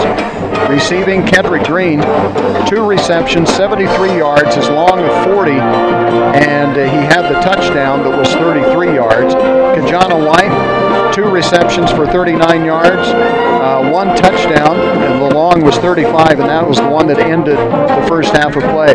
Alex Davis, 1 reception for 16 yards, and that's his long, obviously. Skylar Hay with 1 reception for 8 yards. Leading the way defensively for ASA Miami is Ahmad Lyons. He's got 4.5 tackles, no tackles for loss. Andrew O'Brien, 3 tackles. Thomas Ward, 2.5, and Daryl Malone, 2 tackles. I'll turn it over now to Easton Stouffer, and he can run down the individual stats for the Snow College Badgers. Well, it looks like Brandon, oh no, sorry, my bad. For Snow College Badgers, Brandon Ellis was number 5, has over 49 yards gained, has not lost a yard, and he has 1 touchdown. So that's pretty dang good for him. And Luani, who as you see is kind of filling in that running back position, has about 32 yards right now. Braxton Kerr has about 20 yards, about a pass for that. No touchdowns, it seems like. Weston Barlow, number 4, has 6 yards and is about lost 3. So they all looks like they're having a pretty good even game right now. Passing right now for Braxton Kerr, 129 yards, 2 touchdowns, and well, for his longest one was 62 yards. That's the record for this game. Receiving, Derek Wright with his 83 yards, with that long touchdown too to add on to it. Jalen Powell number 2, has 17 receiving yards, and, well, 1 touchdown as well, while Keyshawn McCoy has 10 yards rushing, and Chase Hess has 12. For punting, Bunker Weimer has punted about 74 yards, while Jacob Johnson is 32. For punt returners, Leon Morgan has about 12 yards. Kick returners, Leon Morgan and Derek Wright, about 34 yards for Leon Morgan, and Derek Wright about 11. So for right now, for the tackles, Parker Workman, who's just been stellar today, has about 4 sacks and about 6.5 tackles total, at least. Kahi Neves is 2 for 2 for about tackles. Noah Purcell 2-0 for tackles, and Sion Asi 1 of 2 for tackles right now. All right, let's go to the incident replays again, and we'll be back with the scoring summary and the start of the second half right after this.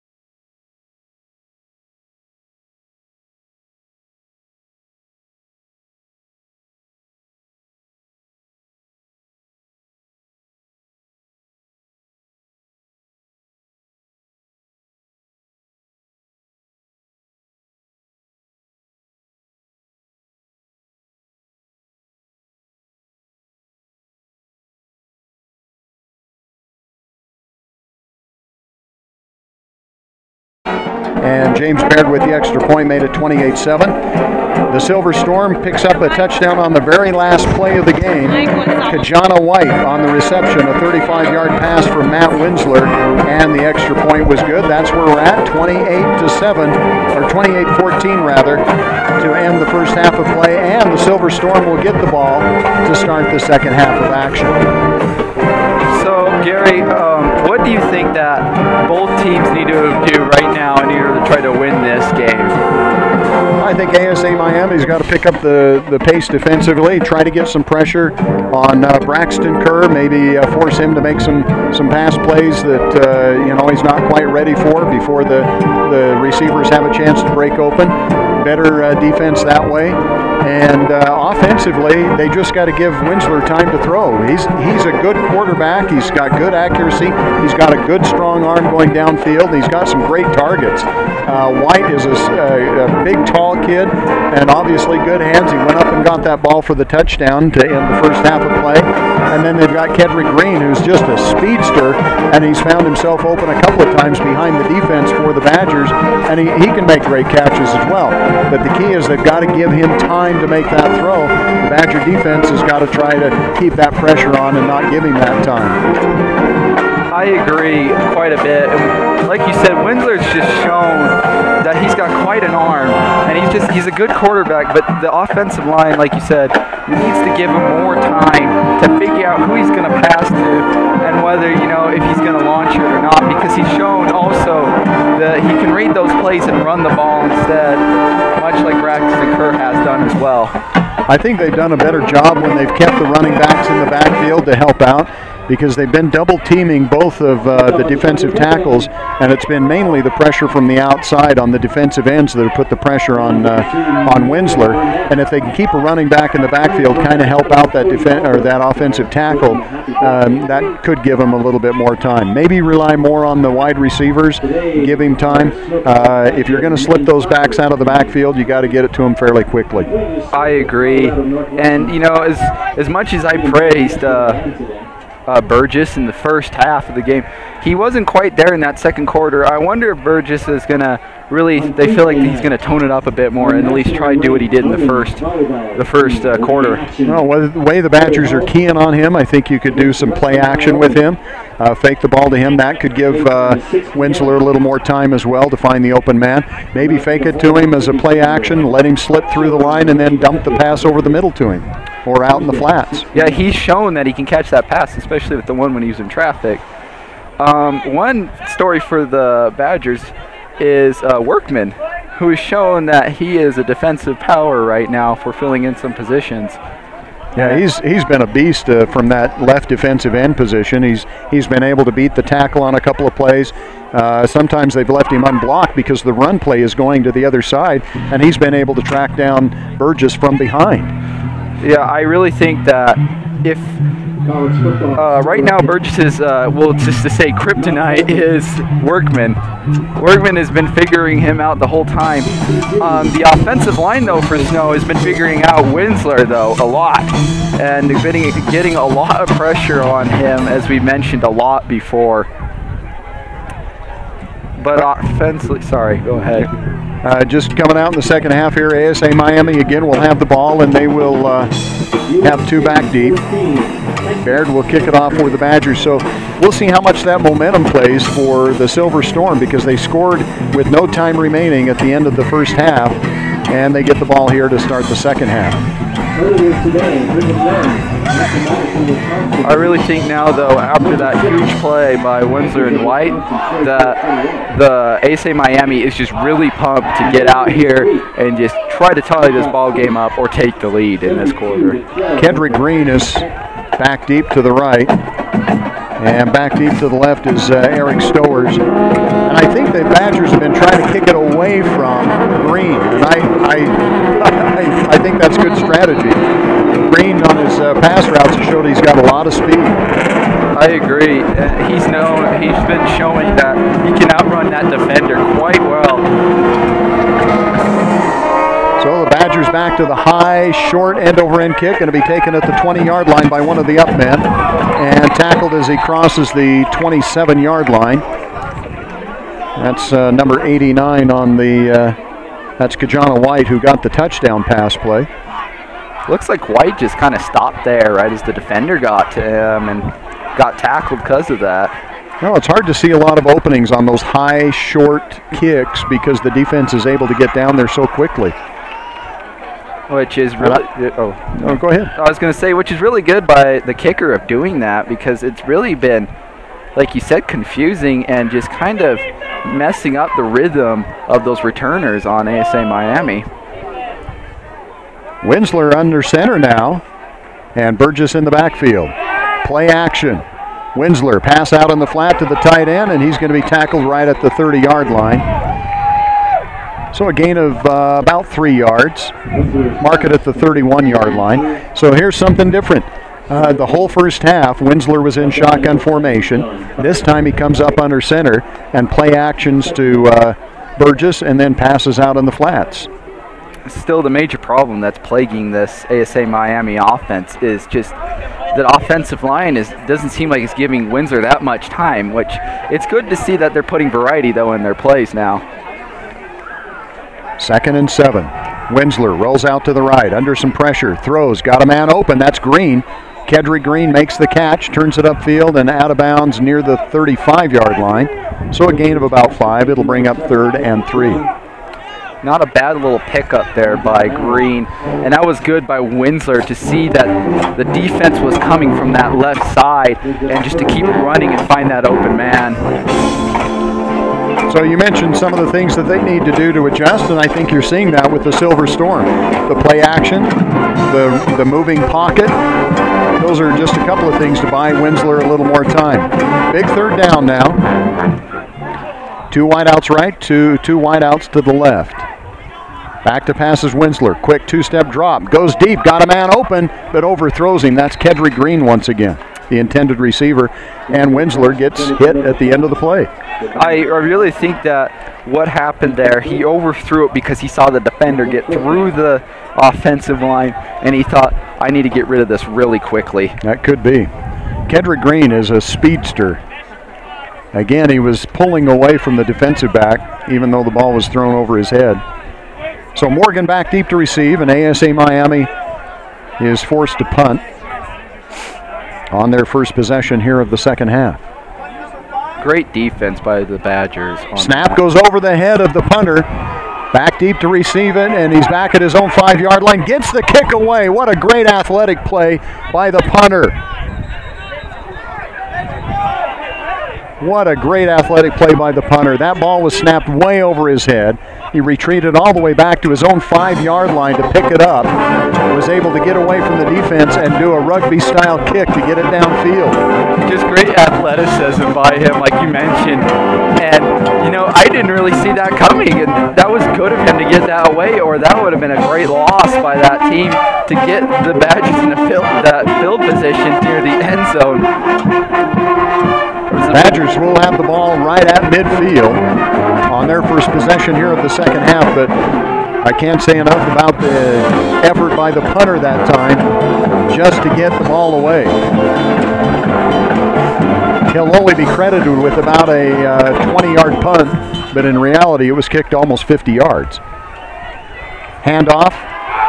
Badgers through the backfield. Ball is loose on the floor. Who's going to get it? A scrum to see who comes up with it. Great run by Weston Barlow, but just lost the handle right in the middle of the field.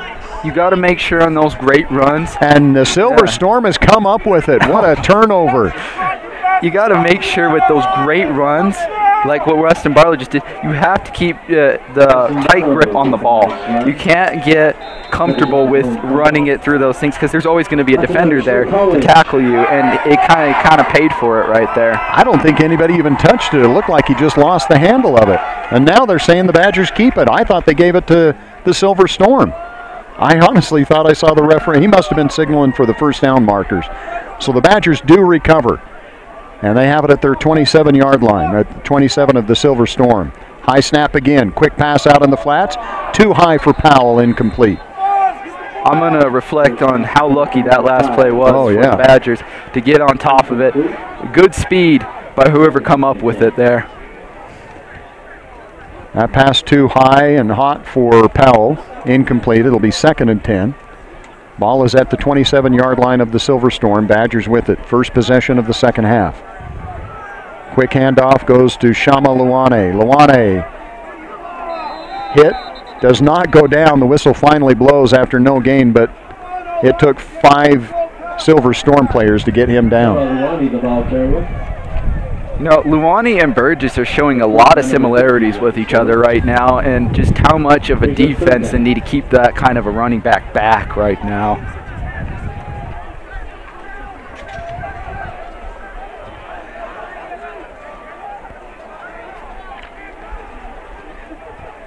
Third and 10. Nobody in the backfield with Kerr. Kerr looks over the middle. Got a man open. Has the tight end. No, he drops it. Has had it for a moment in his hands, but couldn't hold on to it and control it. Great coverage by the defense there. But when you get those nice bullet passes, you got to make sure you come down with it sometimes. I mean, you can't come down with it all the time, but that was a beautiful pass by Kerr. Good pass by Kerr. Hess just couldn't control it. So a field goal coming up here, a 44-yard field goal attempt by Baird. Out of the hold of Braxton Kerr, the quarterback. Snap is good. Placement is down. The kick is up. It's got the distance. And it is good.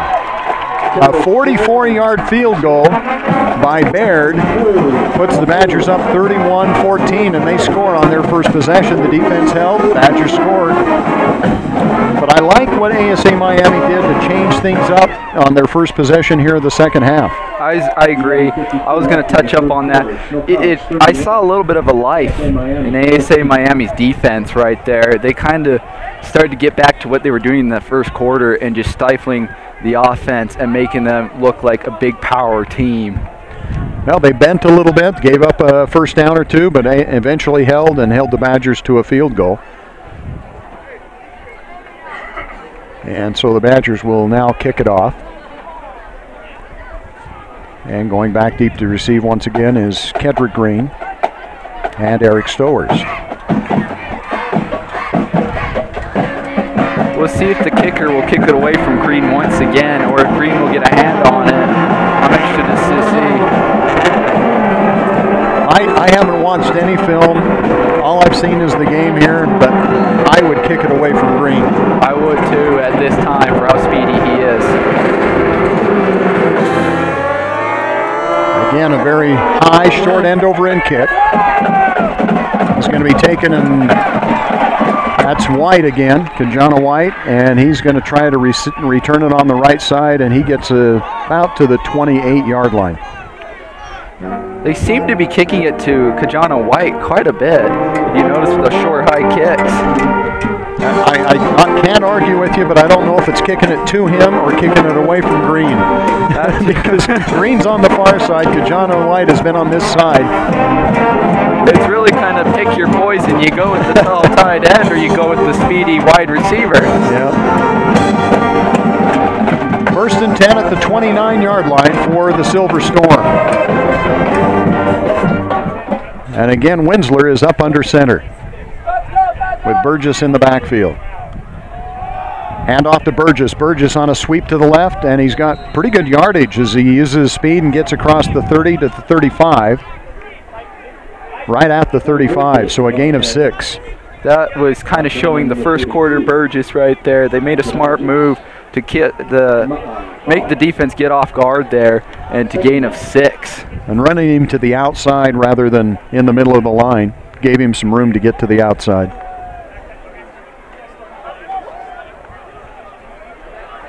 Second and 4 from the 35. Hand off again to Burgess. Burgess hit right at the line of scrimmage and pushes forward. All effort by Burgess. That was all Burgess to get 1 yard. Man, he's just powering through that defense. Him and Luani look like just big workhorses out there, just pushing through that defense. So it's going to be third and a long 2. Big third down here for the Silver Storm. Burgess in the backfield. Winsler again under center, and they've got the tight end in the backfield as a fullback. Long snap count, handoff to Burgess. Burgess straight ahead, has the first down as he crosses the 40-yard line. Great call by ASA Miami to fool him with the fullback and give it to Burgess to get through that small little teeny hole through the defensive line there and to get that first down. First down out to the 42-yard line. Silver Storm on their second possession here of the second half. Back to a shotgun formation for Winsler.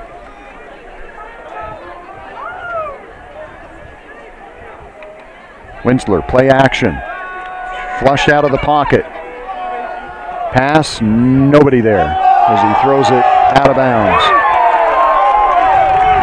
Pressure that time, you guessed it, Parker Workman for the Badgers chasing Winsler out of the pocket. I believe that was one of the coordinators who just caught the ball off the sideline, so he did have a man outfield there. Nice catch.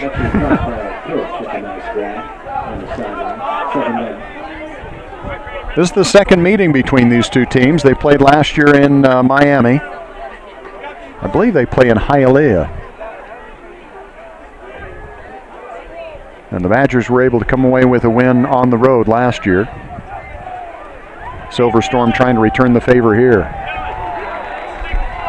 Handoff is to Stowers. Little action after the play. Stowers gets back to the line of scrimmage and not much more. Looks like number 72, and I believe, was it 47? Got into a little scuffle there afterwards. 72 is Joshua Peoples, the offensive lineman for ASA Miami. And Noah Purcell for the Badgers. Yeah, it was. Ba'a Hall with the tackle for Snow College. Third and a long 10. Winsler, back to pass, rolls the pocket out to the right, got a man short, passes to Green, and Green cannot hold on to it. No, it's not Green.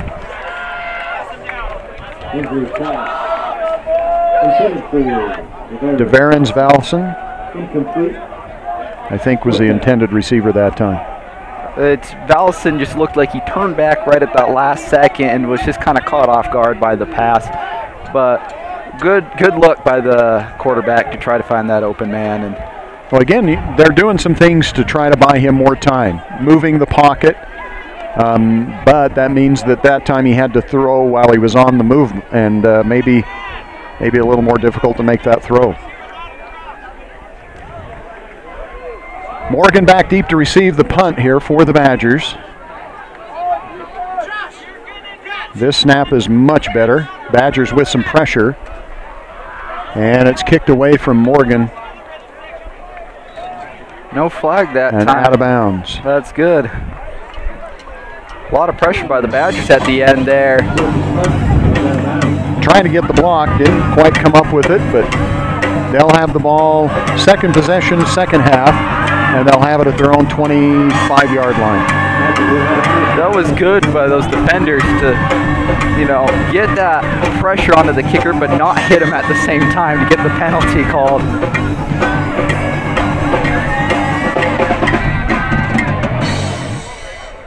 Looks like Brandon Ellis is back in at running back behind Braxton Kerr, the quarterback. High snap. Hand off to Ellis. Ellis breaks a tackle. Looked like he had a lot of room to run, and then it was closed down by the Silver Storm. But he gets out to the 30, a gain of 5. Great run by Ellis, and at the same time, good defensive effort to close that gap by the Silver Storm. No huddle offense, second down and 5. Play action, Kerr rolls out to the right, got a man out there, the tight end Hess. Hess out across the 40-yard line. That'll be plenty for the first down. Great job by Hess to get open on that play, get the ball, and break a tackle, it looks like, right there at the first, and get that first down. Badgers quickly to the line, but now they wait for the signal to come in from the sidelines. Kerr takes the snap, again a little high, hands off to Ellis. Ellis breaking tackle, still on his feet. Ellis has the first down and more as he gets into Silver Storm territory at about the 43. And we have a hurt Badger, too, it seems like, at the back. Oh, never mind. Yeah, one of the offensive linemen slow getting up, and he comes off. But great run by Ellis, just powering through that offensive line and defense, and had a few defenders trying to tackle him at the same time to get that first down. Tanner Parker, the injured Badger, limps off the field. Play action, quick pass in the flats to Hess, and Hess is immediately tackled, but a pickup of about 5 yards. It seems like this no-huddle offense is really kind of confusing the ASA Storm right now. It's kind of really making it fast-paced for them, so they can't get set up in time to look at the play and know what they're going to do. And definitely no substitutions. Handoff to Ellis. Ellis again, nice opening, and Ellis gets inside the 30-yard line, and another Badger first down. Tackle made by number 61, Peter Jean. Ellis right now is just doing really well with the run game. And the Badgers' movement before the snap that time. It's going to be an illegal procedure. One of the things, you hear it a lot. I don't know how much of a factor it is, but ASA Miami is coming from basically zero elevation to over a mile high. We're 5,400 feet here.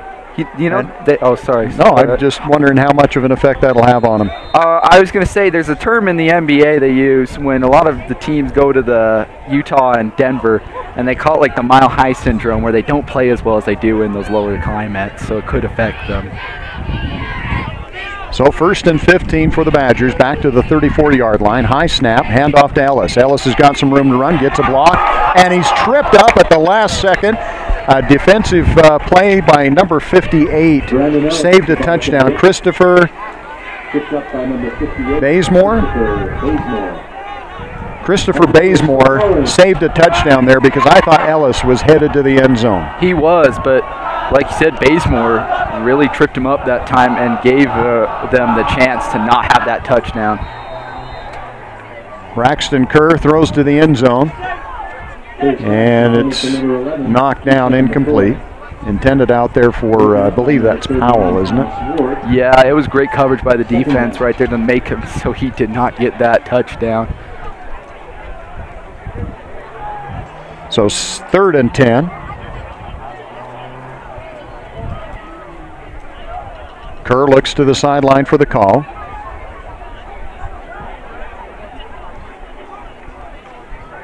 Play action. Kerr throws to the end zone. Had a man open, Derek Wright, but could not get him. Just threw it too high. Wright had the angle.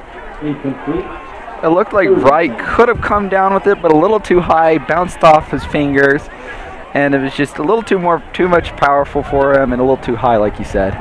3rd and 10, the Badgers at the 19-yard line, and it looks like they might go for it. We already know that Baird has a leg to get the field goal from here, but the Badgers are going to go for it on 4th and 10 from the 19. Kerr back to pass, looks to the end zone, throws, got Derek Wright out there. Wright makes the catch. Incomplete. He was pushed out of bounds, did not get a foot down. Let's see that again. Did you instant replay that there, Andrea? Good job. Let's watch this again because it was a great catch, but while he's in the air, he's pushed out of bounds. You know, and this is not the NFL. In the NFL, they say, oh, apparently it was 3rd. I thought it was 4th. Now they're going for the field goal. Didn't they have the 4th down up before? I thought they did. I think it was a little thing on the scoreboard there that messed us up. Wow. All right. So now on 4th down, the Badgers are going to go for the field goal with Baird. It's going to be a 34-yard field goal attempt. The kick is up, and the kick is no good. And a flag. But there is a flag. I think it's going to be offsides. No good. I think it's going to be offsides, and they'll get another shot at this. Number 33 of the defense. So I'm going to review that last play. You know, I thought it was 4th, and they were going for it, and it was 3rd down the whole time. But I looked over on the far side. I thought they had 4th down. I think it was a little miscommunication with the scoreboard. But, you know, great pass from Kerr. I'm trying to remember who the receiver was. Derek Wright. Derek Wright. And, you know, he just couldn't come down with it. and just could not get a foot down. Great play by that defense to make sure he did not score. Yeah, you're right. Great heads-up play by the defense to push him out. In the NFL, the referee can rule, would he have come down, but not in college. So when he's in the air, he was pushed out of bounds, and it's not good. I believe it's 1 foot in, isn't it? 1 foot for college, yep. So the Badgers take a timeout here to talk things over whether they're going to go for it now on 4th down. It's 4th and 5 from the 13-yard line, or do they kick a 30-yard field goal here with Baird? Like I say, we already know Baird has the leg to be able to get it there. He missed, but there was an offsides call against the Silver Storm, so he gets another try here. If I was coach right now, I'd probably say give it to Baird because we know what he can do. Like you said, he's got the leg to do it. Yes, he missed one, but it doesn't mean he can't, he's going to miss the next one. Well, the Badgers have decided let's go for it now on 4th and 5. 3 wide out, split wide to the right, 3 to the left, 2 to the right. Nobody in the backfield with Kerr. Kerr back to pass, throws to the end zone, incomplete. Flags all over the place. That was a gutsy move by the offense there. Flags all over as the Badgers have a helmet ripped off, and he'll have to go out. Personal foul is going to be called against ASA Miami. The Silver Storm, hands to the helmet. And that's kind of obvious when the guy's helmet goes flying off. Yeah, you cannot do that, especially in a situation when they're at 4th down. Yeah. That really kills you on defense. So the Badgers get the first down, moves it down to the 5-yard line. No, check it. Right in between the 6 and the 7. 1st and goal. Kerr takes the snap, hands it off. Breaking it to the outside. Touchdown, Snow College. On the carry is Weston Barlow, who we hadn't seen much here in the second half. No. Especially after he had the long carry and the fumble. But now he comes back and gets the touchdown. I think that's good for Barlow to get his confidence back up in the run game.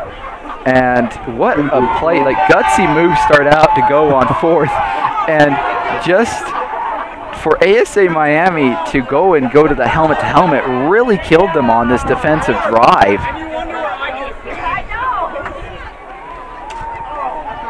And there seems to be another hurt Another ASA player is down, yeah. Defensive lineman, I believe, is down. I've watched a lot of football games, and I have not seen this many hurt players in one game. Well, like I say, I haven't kept track of them to see if they're coming back in and just hurt for one play or what's happening there, but this player is down for a while here. That's never good for any team, especially losing. I'd say, like you said, you don't know if they come back in from what I'm counting, maybe 6. Well, and plus they've only traveled, I think, about 42 to 45 players is what I heard. And this is a trip I'm not sure ASA Miami is going to want to do again. They came in late last night. They're going to, after the game, shower, check into the hotel, and then check out at 2 a.m. because they have to drive to Salt Lake City, and they're all going out on 3 separate flights. But they're only going to get maybe 3 hours of sleep before they have to get on a bus and head back up to the airport. There's some rough traveling here, and being already in like the rough climate, like you mentioned before, high up elevation, not enough sleep, it really will take a toll on a player. So the Badgers trying the extra point here. It's William Hancock who limps off the field. We hope he's okay. Yep. Snap, the placement, kick is up, and the kick is good. So the Badgers lead at 38-14 with 5:56 remaining here in the third quarter. The Badgers have scored on each of their 2 possessions here in the second half. And way to go from the rough start to get things going and to get up to this 38-point to 14-point lead here.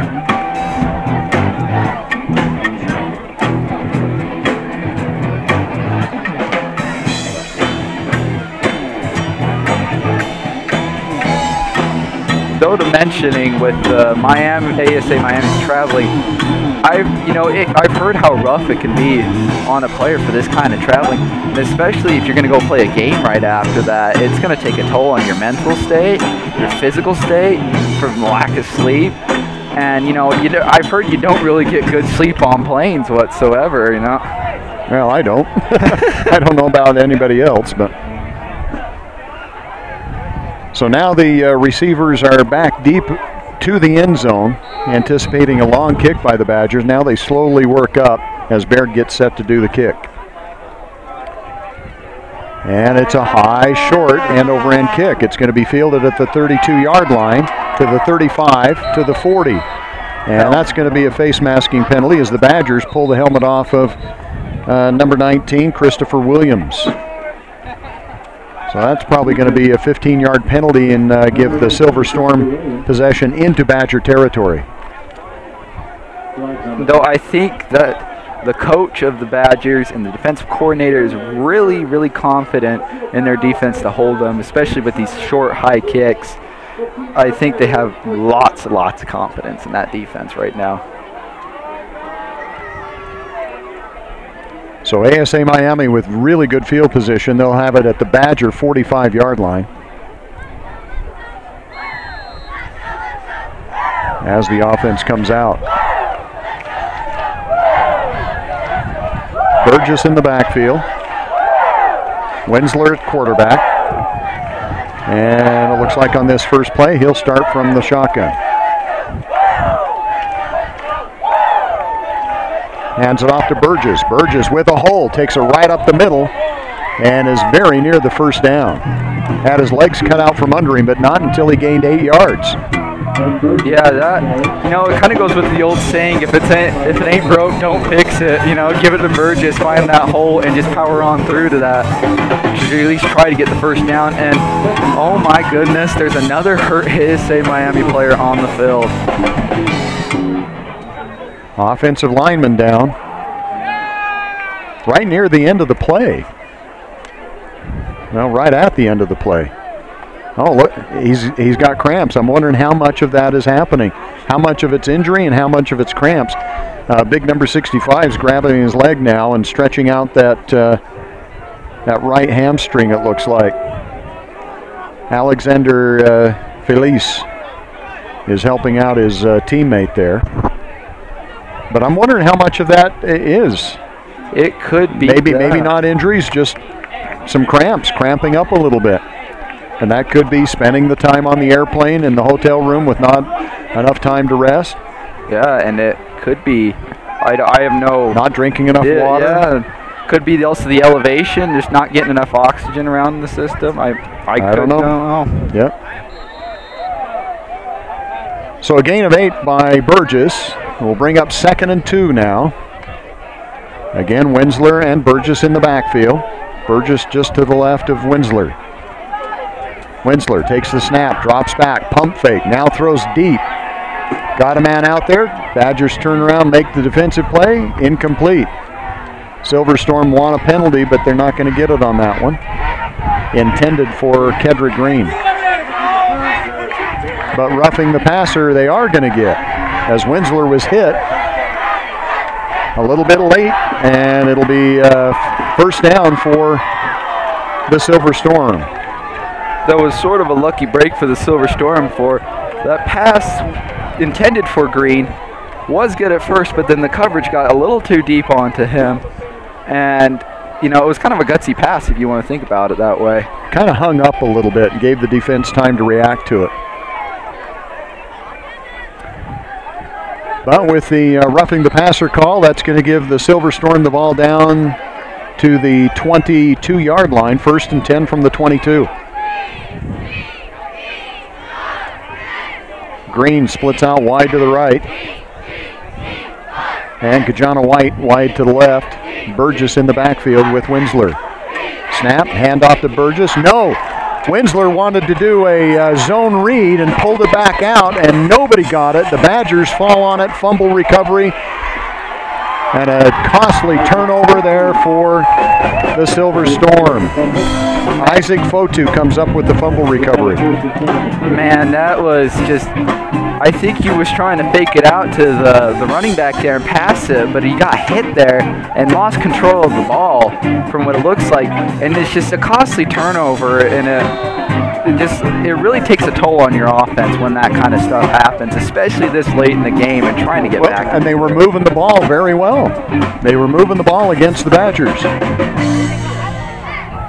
Kerr, high snap, play action, looks downfield, got a man open. Derek Wright was held, almost makes a terrific catch, but this is going to be holding on the defense as the jersey was almost pulled off of Derek Wright as he went past the defender.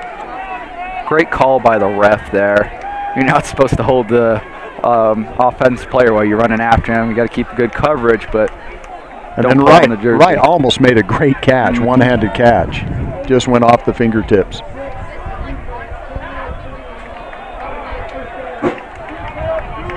So automatic first down on the 10-yard penalty. Defensive holding. Badgers out to the 40-yard line.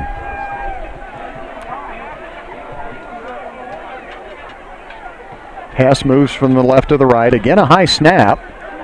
Kerr keeps it. Breaks a tackle. He's got a first down. He's into ASA territory. Late flag comes in. That's probably face masking as the helmet was pulled off of Braxton Kerr. Man, that play fooled me. I was following Hess the whole time. Braxton Kerr with the zone read that time, pulled it back out from the running back and went downfield. So Kerr gets the first down on his feet and then add another 15 on the face masking penalty, and the Badgers are going to have this near the 30. This is something that ASA Miami does not need right now, is stupid penalties. Especially after the costly turnover. You wanted the defense to have a chance to hold and get the ball back. You know, if I was ASA's coach right now, I'd just tell them to calm down and get back to what they're doing. Handoff goes to Ellis. Ellis is going to be near another first down. And he's got it down to the 20. Just another great run by Ellis, just proving how good this snow team really is.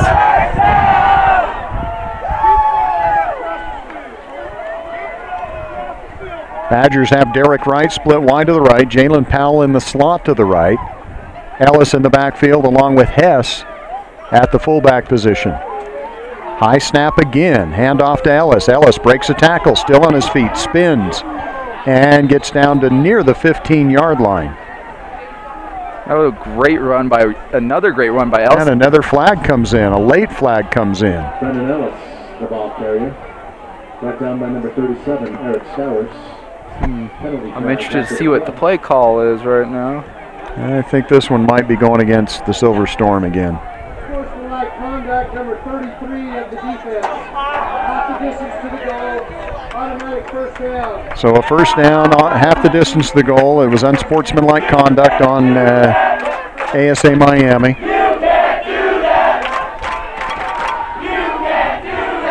You can hear the great Badger fans cheering on back here.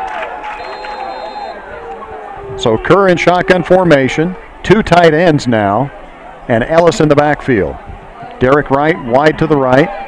I think it's Powell. I believe so. High snap again. Handoff to Ellis. Ellis finds a small hole, gets inside the 5-yard line, and then he's pushed back. But a gain of 4. It'll be second and goal. Right now, Snow is really seeing how, the versatility of Ellis right now, and they're using that to their advantage because it seems like the defense right now is kind of not ready for his power and maneuverability around the field. Second and goal from the 4. Handoff again. This time back in for the Badgers is Shama Luane. And Luane hit right at the line of scrimmage. And another hurt ASA Miami player. Number 75, I believe. Amir Branch from Annapolis, Maryland. is down on the field. He was injured on the field. This is not good. He does seem like he's really hurt. He's pounding the ground. It looks like he's really in pain right now. But he has gotten up.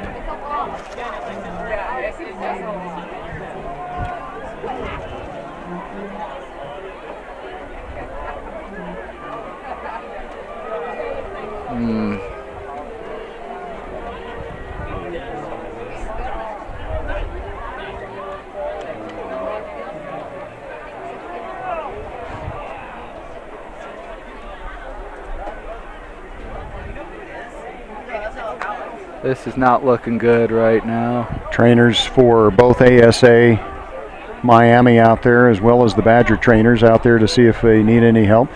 Good thing about the Badger games here at home, there's usually several of the doctors from the area. Dr. Day, who played for Snow College, has a medical practice up in the Mount Pleasant area, and he's here in case they need anybody. And Dr. Wallentyne, who is an orthopedic surgeon, usually makes a trip down here.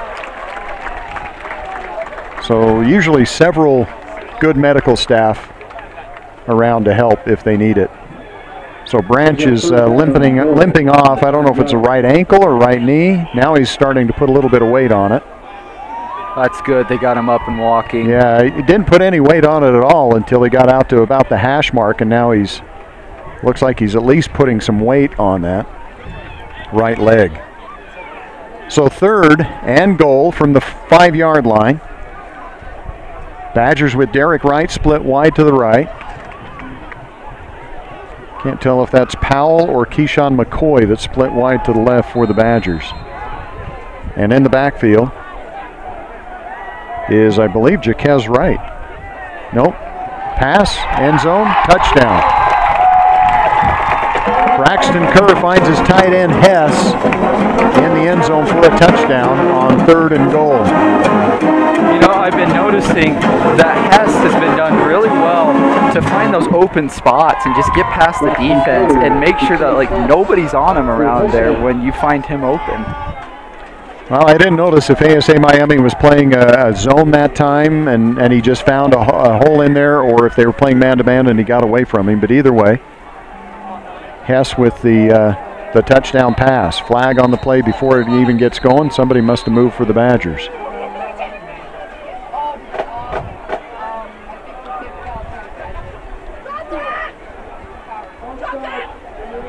False start from somebody on the Badgers, so they'll move it back 5.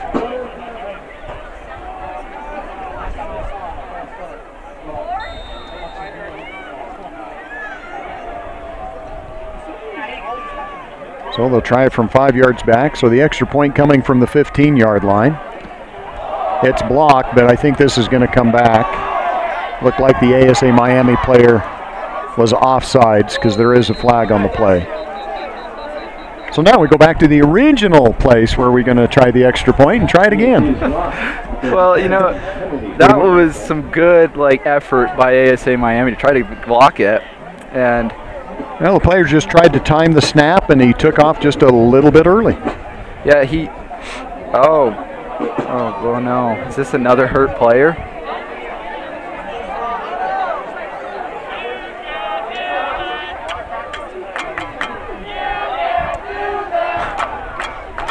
Officials timeout. This looks like a cramp.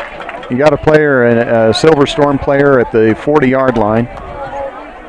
But this looks more like a cramp than an injury to me, the way he's acting. Maybe not.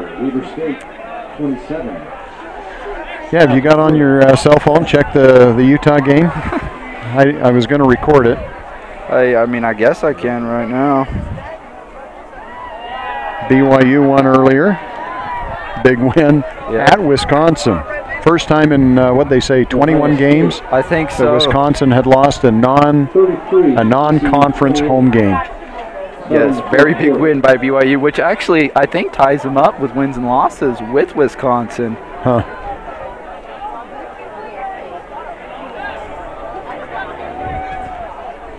Well, we're getting ready for the extra point here. Baird out of the hold from Kerr.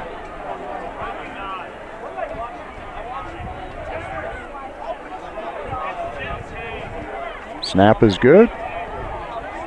Kick is up, and the kick is good, and the kicker was run into, or the quarterback was run into on the hold. So the Badgers will probably get this on the kickoff because another flag is thrown. Notice in this third quarter, a lot of penalties right now for ASA Miami, which is not good in these kind of situations. But it's good that, you know, you got to keep on playing, especially through these kind of penalties. I agree. Washington leads at 14-7 in the second quarter.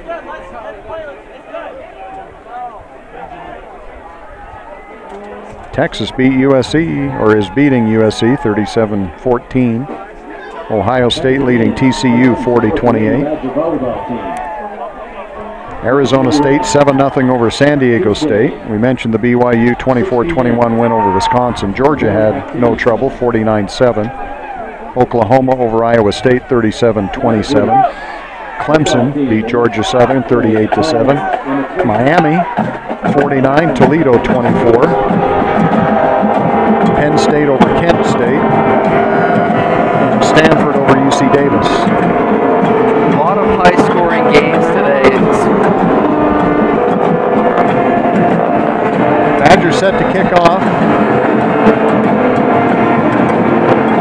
from the 35-yard line. I thought they were going to assess the penalty. Apparently not. So here comes the kickoff. And it's a high end-over-end kick. Going to be taken at the 6-yard line. Out to the 20. Trying to get to the corner. 25, 30. And tackled there. On the return that time is DeVarens Valson, wide receiver from Lauderdale Lakes, Florida. Great return by him too. Get past all that the defense, and to get that great field position for his team. Well, he took it at the left hash mark, went all the way to the right side of the field, and ends up getting it out to the 31-yard line. So first and 10, we have 2:33 remaining. We're still in the third quarter.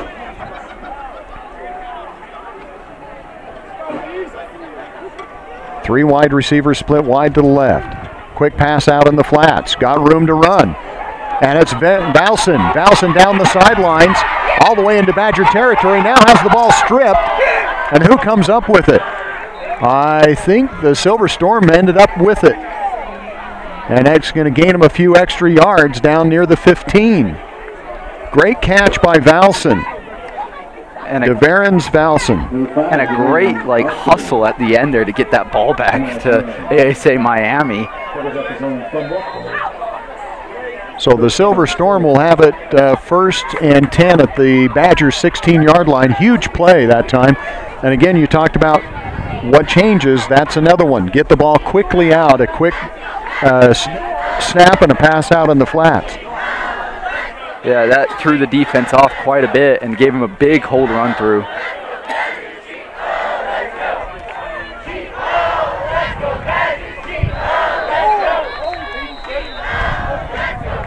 Timeout is going to be taken by the Silver Storm before the snap. And another hurt ASA Miami player. Wait, never mind. He just...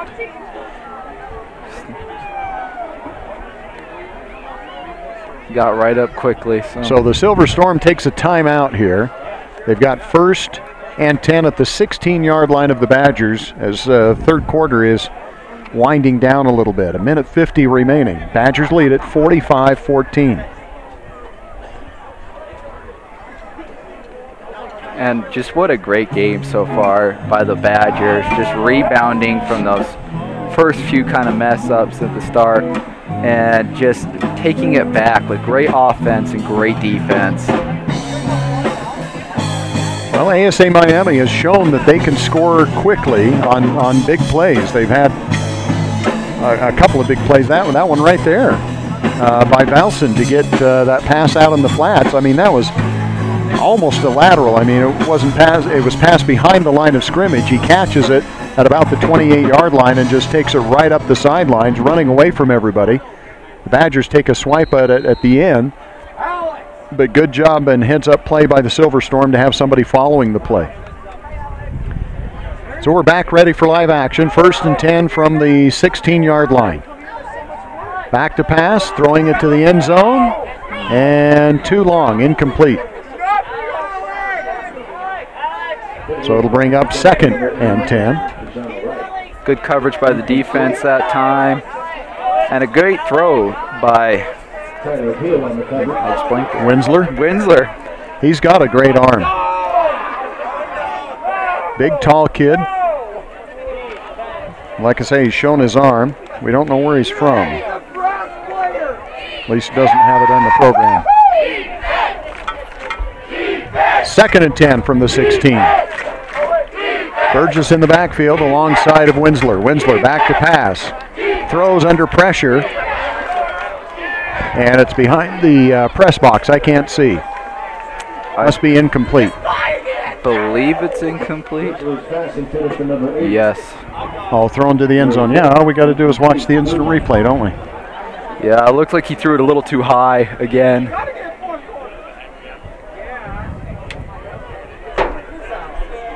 See if I can go down here and see. How far can I go? You got a bit of slack right there. So 3rd down for the Silver Storm. Ball at the 16. 2 wide outs right, 2 wide left. Burgess in the backfield. Winsler, pump fake. Got a man trailing over the middle. Makes the catch. Spin move into the end zone. Is it Kedrick Green? I believe it is. Kedrick Green on the touchdown. He came out of that slot on the right side of the formation and kind of trailed the play. The Badgers opened it up. And Winsler makes a great pass. What a for the touchdown play right there for Winsler and Green, which seems to be the big duo between this ASA Miami team. And just what a nice spin move to get the defense off guard and go straight for the end zone and make the touchdown. Looks like the Silver Storm might be going for 2. They are. They're going to go for 2. I'll walk down on the bleachers again so I can see this.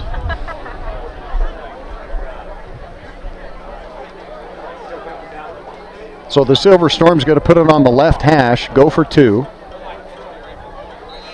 Valson goes in motion. Somebody moved, and the Badgers jump.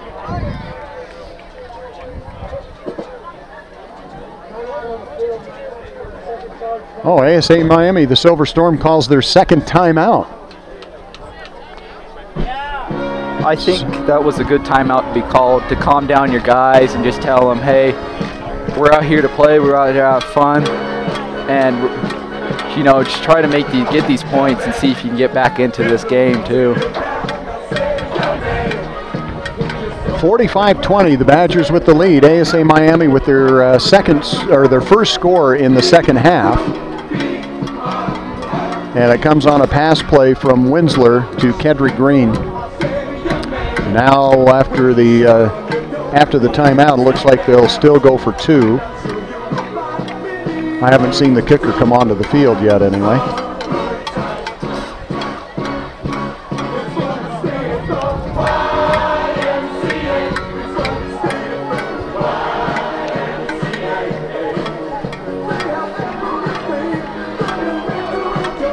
So again, the ball will be at the left hash mark.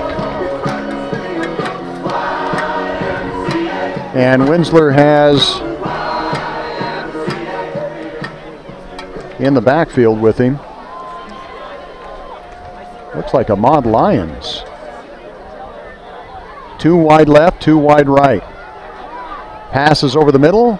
Flags on the play. And it looks like it's probably going to be pass interference on the Badgers. So that'll move it to the 1.5-yard line, and they'll have another opportunity here. That was just an easy call for the refs. You could see back there that the defender really just kind of hopped over the intended receiver there, and just made the call too easy for the refs to call. I think they ended up calling defensive holding, but it was still kind of on the same play, trying to keep them from doing that crossing route. So it'll be the extra point coming from the 1.5-yard line now. And the Silver Storm's going to bring in Burgess, and he'll go deep in the I formation behind Winsler. Winsler bobbles the snap, and another flag on the play. Oh my goodness, it's taken forever to do an extra point. You got to get it right sometime. Well, now that's a false start, and that'll move it back. Should be the 6.5 yard line, but they've actually marked, yeah, they have, 6.5. Well, that changes your play calling. I mean, if it's at the 1.5, you got a good chance to run a running play, which is what I think they were going to do. I think that with Burgess deep in the eye, but now you got to be thinking more of a pass play, I would think. I think that Winsler actually got it, but the flag come out at the same time. Winsler back to pass, throws it in the corner of the end zone. Right in the hands, hits his receiver, but he can't hold on to it, incomplete. So the 2-point conversion fails, and it remains 45-20. It was a beautiful pass, too. It was. I think it got there a little bit quicker than the receiver thought it would. And he wasn't able to get his hands up. It looked like it hit the shoulder pads and bounced off. He kind of looked back afterwards at the refs looking for a penalty flag to be thrown, but no flag was thrown after the play.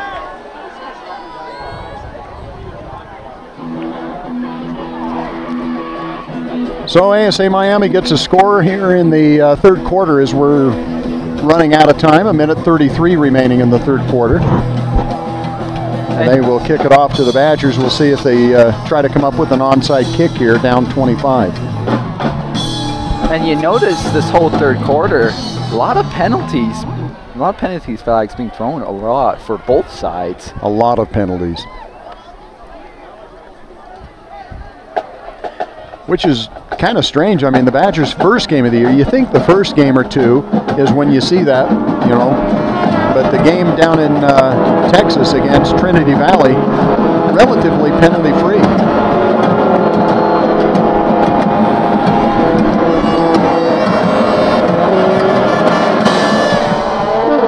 Onside kick, kind of. The Badgers fielded actually quite a bit down the field.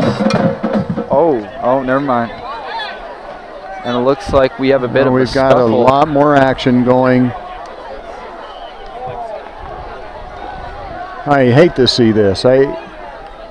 Two teams that have battled, you hate to see things like that after the play is over. I agree. You want to have a lot of good sportsmanship, especially between these teams. And you don't want fights taking place between any players whatsoever. So the Badgers have it at the 41-yard line after the ASA touchdown and failed 2-point conversion. I think as the game goes on, though, Gary, it is going to get a little more chippy. Pump fake, wide open down the field is Jalen Powell. Powell makes the catch, stays on his feet, gets away from the tackle, in the end zone, touchdown, but a flag on the play. Man, that was just, it looks like the tackler kind of lost his footing right as he got him and just slipped a bit and couldn't quite bring him down, and he went to the end zone. 2 flags on the play, actually. There's one here on the Badger side of the field, near the midfield, and then there's another one down inside the 20. I'm guessing the one down near the 20 might be a face mask, or I'm just guessing. We'll just wait. I didn't see any contact with the face mask on down at the 20, but I could be wrong.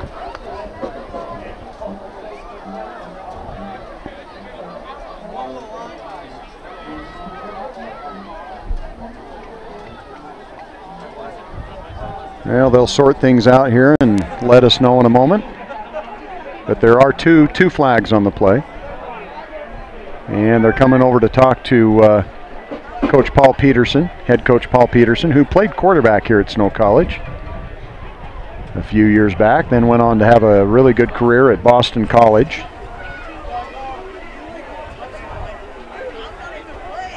Has coached a couple of different places, coached at Boston College, coached at, I believe it was San Jose State.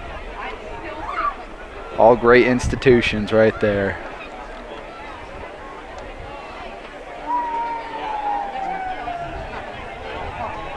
So Paul doesn't seem to be too upset about things here. Andrew Mitchell maybe a little more upset. Coach Paul Peterson talking to Coach Mitchell and explaining it to him. Referees have yet to explain things to us, but apparently it's not going to be a touchdown.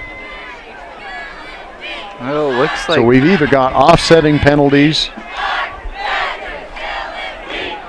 I think you're right on that Best one. case scenario for the Badgers is offsetting.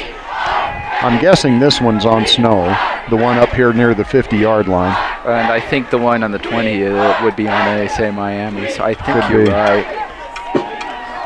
Like I say, we still haven't received a call yet from the referee. Play personal foul, number 61 of the defense.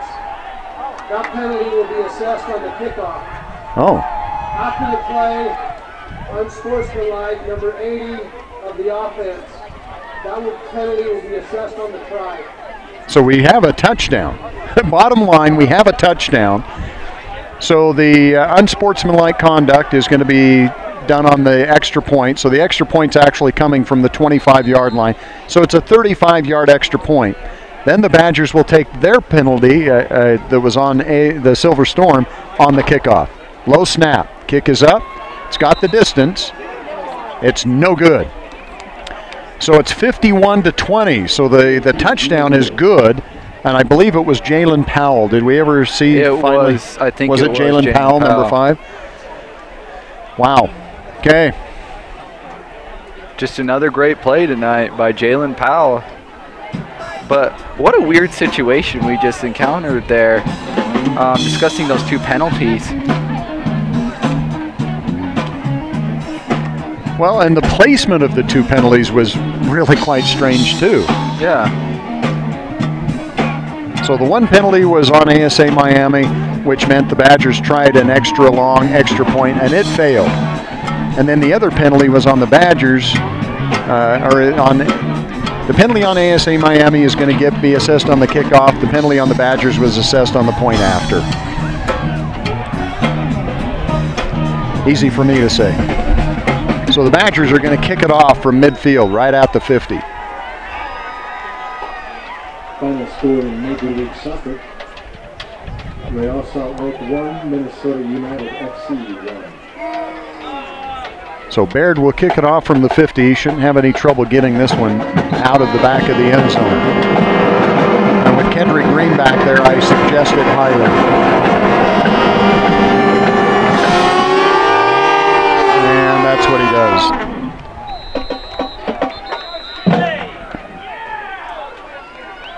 You can really tell the kicker's trying to keep it away from Green. And that's a smart idea right now, especially for how quick he's shown he can be. He's had a lot of the big plays for the Silver Storm.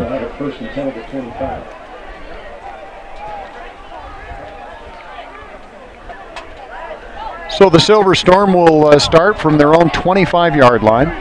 1:16 still remaining in the third quarter. This third quarter has taken a long time to play.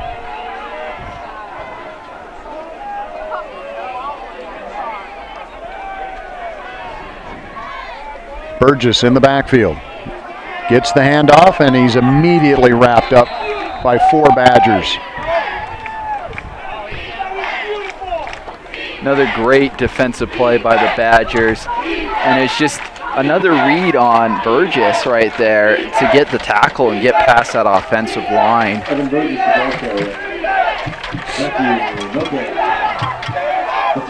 Loss of 2. Second down and 12.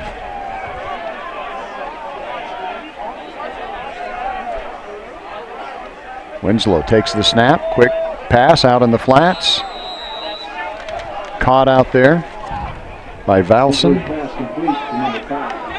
DeVarens Valson from Lauderdale Lakes, Florida. You know, he's made some good plays too.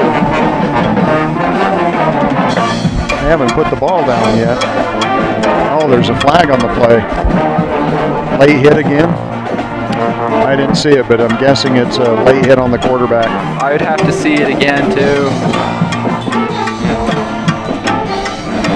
But third quarter, like I've said a lot of times before, lots of penalties, which is unusual for these kind of games. That moves the ball all the way out to the 43-yard line. 1st and 10. Checking in for the Badgers, Isaac Fotu. 1st and 10 at the 43. Picked off. Leon Wood makes the interception, just stepped right in front of the receiver, takes it in the end zone, touchdown.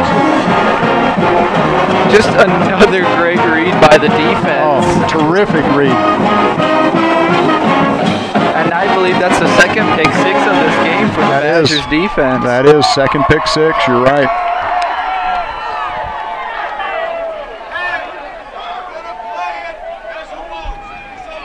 Leon Morgan steps in front of the pass. Leon Morgan from Mesa, Arizona, a sophomore. I'm glad he's not playing at Mesa Community College. Glad to have him here. Yeah, we need all the help we can get, especially with these all good Western teams. Extra point is up, and the extra point is good. 58-20, the Badgers lead. Kickoff will be coming up. And that is the end of the third quarter as well, so we'll start the fourth quarter with the kickoff. Well, I just got notification from other elsewhere here in Utah.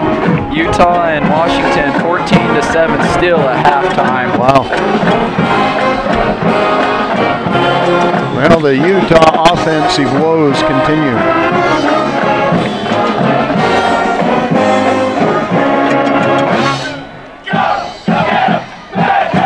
Though a lot of offense here tonight. Great offense by the Badgers and ASA Miami. Yep.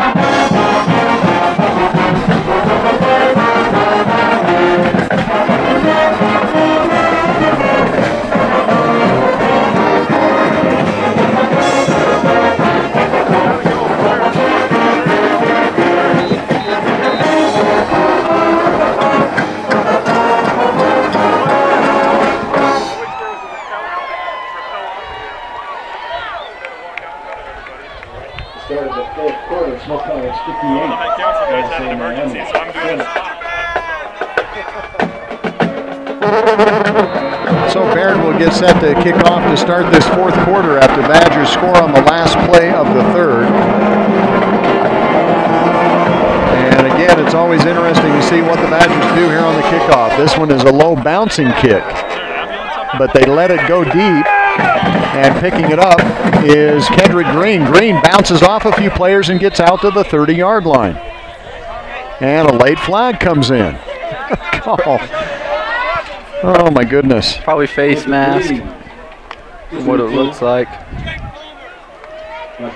Could be face mask. There was some activity over a little closer to the far hash mark there too.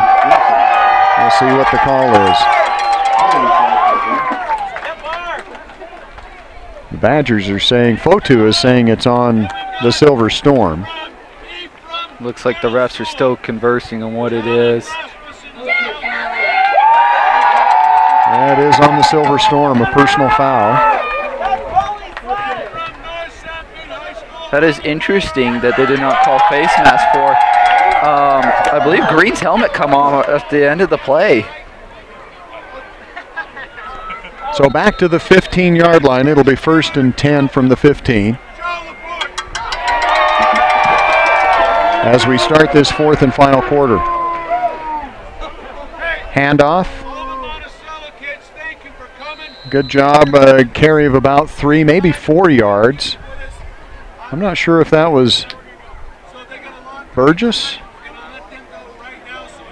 Yes, Burgess on the carry. A gain of 4.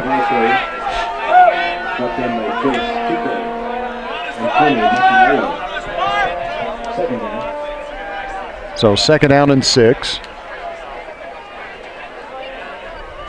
Badgers with some substitutions, bringing in some other players to get some playing time. TJ Kautai, a linebacker from Euless, Texas, a freshman, checks in. High snap. Pass is going to be a wide receiver screen. And that's going to be enough for the first down out over the 25-yard line to the 29. Great pass to I believe, what number was he? I couldn't see that. It looked like 88. 89 maybe. He's been a wide receiver. That's Kajana White. First and 10 from the 29. Back to pass, has plenty of time, going deep over the middle. He's got Green out there, cannot catch it. Right through the hands of Green. Just a little high on that one too. And it looks like just Green couldn't come down with it and get enough speed behind him to get that ball. I think if I'm playing Green, I'm playing off him 40 yards. And then as soon as the ball snapped, I take off running, and then hopefully I can stay with him. Yeah, I agree. He's got some speed, and he's made some great catches. And, you know, that was a sound play for him to get past that defender and get that ball just a little high on that one. Handoff straight ahead, Burgess. Burgess bounces off a couple of players, gets good yardage, gain of about 6 out to the 35-yard line on second down. It'll bring up 3rd and 4. Winsler was up under center that time and then handed it off to Burgess. I think now ASA Miami is just looking into the playbooks and seeing what works and what kind of doesn't. Burgess is out and Stowers is in the backfield. 3rd and 4. Winsler backs off. Now comes back up under center. Hand off to Stowers. Stowers short of the first down. A gain of maybe a yard, yard and a half.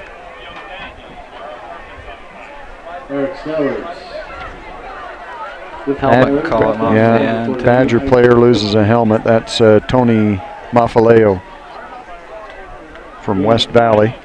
And he'll have to come off the field. So 4th down. And the Silver Storm will bring out the punt unit.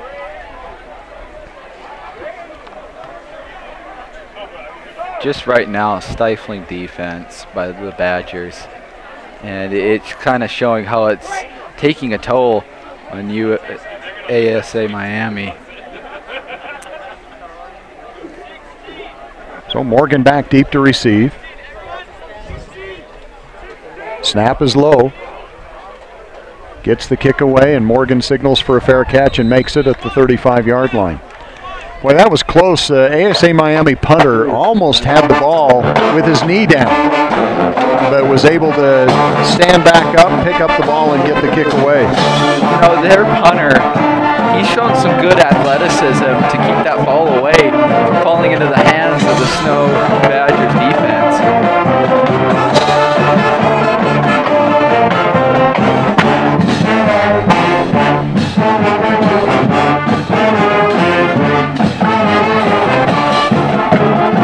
58-20, 4th quarter, Badgers with the ball. And Braxton Kerr's evening is done as they bring in the backup quarterback, Jason Money, freshman from Spanish Fork. And coming off the field is Shama Luani. And now a flag on the play. That's probably an illegal substitution. Nope, delay a game. Boy, if you're the backup quarterback, Jason Money, you don't want to start with a 1st and 15. That's exactly what he's got here. No, but sometimes though, you need to get thrown into something and just learn from going into that experience, which will happen now.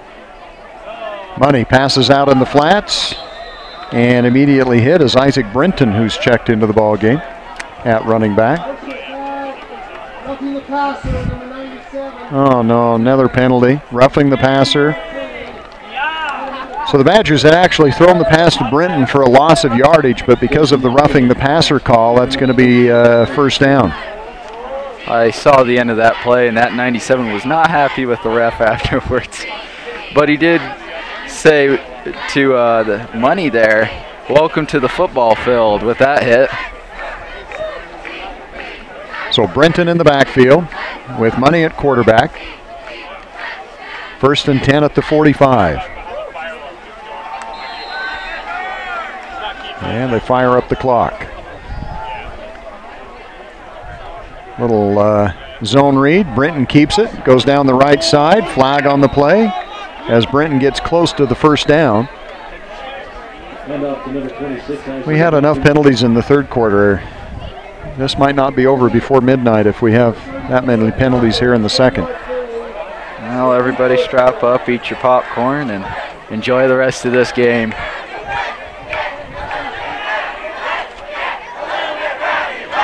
Final score in college football, number 4, Ohio State, 40. TCU. Great Badger fans showing a bit of enthusiasm to help the team out, give them some spirit. So penalty's going to take it back 8 yards, 1st and 18.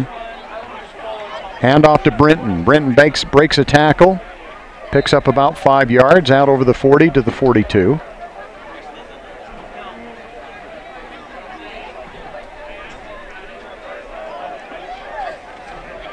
You know, Gary, we're going to have to really check how many penalties this game had in total. I'm interested to see that. Weston Barlow comes in as Brenton came off, holding his right arm. And now Barlow goes split wide to the right. Money takes the snap, quarterback draw. Has some room to run, still on his feet. Now he's wrapped up as he gets close to the first down. As he crosses midfield into Silver Storm territory to about the 48-yard line. It's a nice read by Money there for a first-time backup quarterback to see the holes in the defense and to take advantage of it and just run the ball himself and get him some good yardage. 3rd and 2. Money takes the snap, hands it off, straight ahead. Bouncing off tackle, still on his feet. Carrying tacklers with him all the way to the 15-yard line is Shama Luane back into the ball game. And a great run by Luane. That was an awesome run by Luane. And to have about, I'd say, 4 tacklers on him and to keep powering through it, that was some good yardage to gain from that. I think the Silver Storm was trying to strip him of the ball and instead of tackling, and that allowed Luane to keep picking up yardage. That's another Snow College. So Luane in the backfield along with Money. Hand off to Luane straight ahead. Again finds a hole, breaks it to the outside, powers his way into the end zone. Touchdown, Shamani Luane. Shama Luane with the touchdown. Luane is just such a powerhouse right now. He went through that offensive line and said, I don't care. I'm getting to that end zone. Anybody that's in my way, I'm powering right through them. So the extra point coming up, 9:32 remaining. Badgers now have 64 points on the board, trying for 65. Snap is good, placement's down, kick is up. And the kick is good. So the Badgers lead at 65-20. And you look back, it's hard to believe that the Silver Storm scored first, and they led this 7-0. I agree, and they died down so much throughout the quarters, and they had such a strong hold at first, but now the Snow Badgers have just found a way to get past this team's defensive schemes and to get past their offensive schemes, and they just pretty much figured them out this whole entire game. Badgers have a lot of weapons.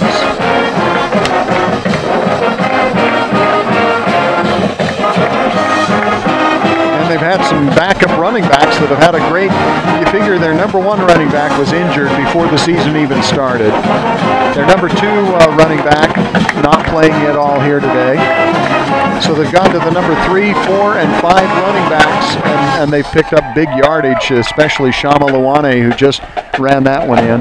Yes, Luane and I believe, what was the other? Brandon Ellis. Brandon Ellis have proved themselves. And Weston Barlow has run pretty well too. So paired with the kick, a very high end-over-end kick. This will be fielded at the 2 or 3 yard line. Trying to get to the outside to the 15, the 20, and then runs out of bounds just after he crosses over the 20. Good little pickup, smart move. You don't want to get hurt, especially this end of the game. You're down, just run it out of bounds.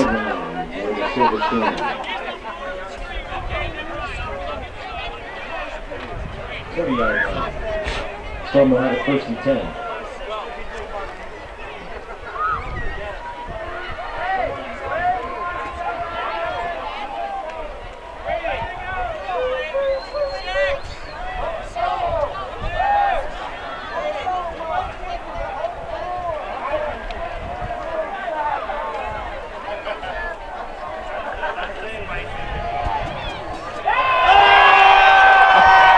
And another interception. And does he get into the end zone? Touchdown. I'll say it time and time again. Another great read by the defense and ending in a third pick 6. That one was actually tipped a little bit by the intended receiver. And we have another hurt ASA Miami player on the ground.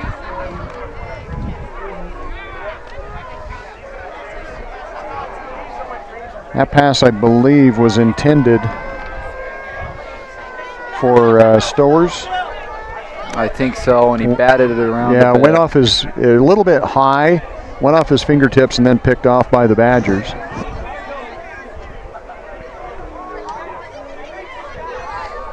So looks like no touchdown. There was a penalty called on the return. And it's going to be placed down at the 35-yard line. So the Badgers they're calling a penalty on the Badgers, so no interception. It's coming back to ASA Miami. Surprising. What did they call on that one? I didn't see it. I didn't. But they've given it back to the Silver Storm. Out to the 35-yard line. Quick pass in the flats, wide receiver screen. And Valson is taken down at the 40 after a gain of 5. And we have another chippy moment between 66 and the 49, I believe. A little pushing and shoving right now. The frustration's really showing with ASA Miami right now. A gain of 5, bring up 2nd and 5.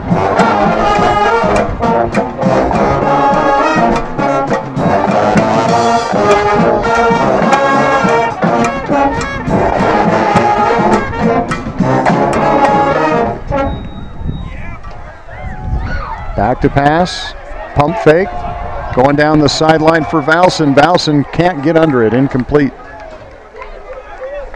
Just tight coverage by the defense. The Snow defense does not look like it's tiring out whatsoever, and even in this 4th quarter. You know, the Badgers have been making some substitutions at defensive back to try to keep them fresh and be able to stay up with Valson and Kendrick Green.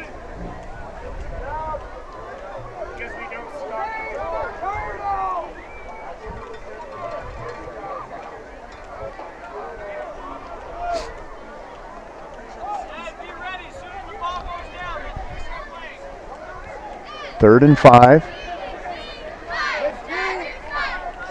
Low snap. Handoff to Stowers. Stowers trying to get the first down. Stays on his feet. Bounces around a little bit. And his initial forward momentum is going to be close, but still short of the first down by at least a yard or 2.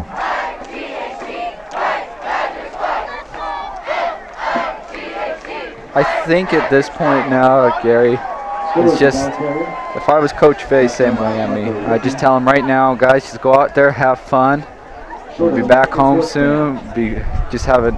Get some sleep. Please try to get some sleep and, try to be fresh for the next game. 4th and short. Handoff. Stowers does not even get back to the line of scrimmage. Oh, there's a handoff to Burgess, not Stowers. So over on downs, the Badgers will take over at the 38-yard line. Still 7:33 remaining in the fourth quarter.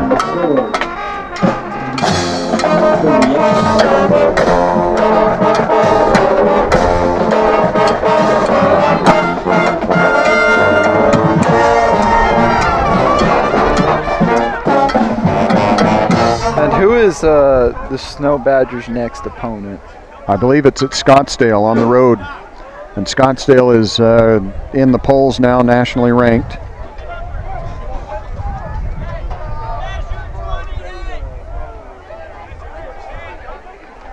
Money takes the snap, hands it off straight ahead. Huge hole, still on his feet. Is that Shama Luwani again? That would be Luwani. Touchdown. Boy, just breaking tackles. And the Badgers not trying to run it up. I mean, they just ran a running play. And a flag is thrown. Late flag is thrown. I mean, with 7:30 remaining, you can't just take a knee. You're going to run running plays, keep the clock running. And they do, but ASA Miami unable to make the tackles. Just Luwani is just a powerful running back. He's just been breaking tackles left and right. Yeah, sideline warning is against the Badgers. For the scoring team, 15-yard penalty, 1 on time.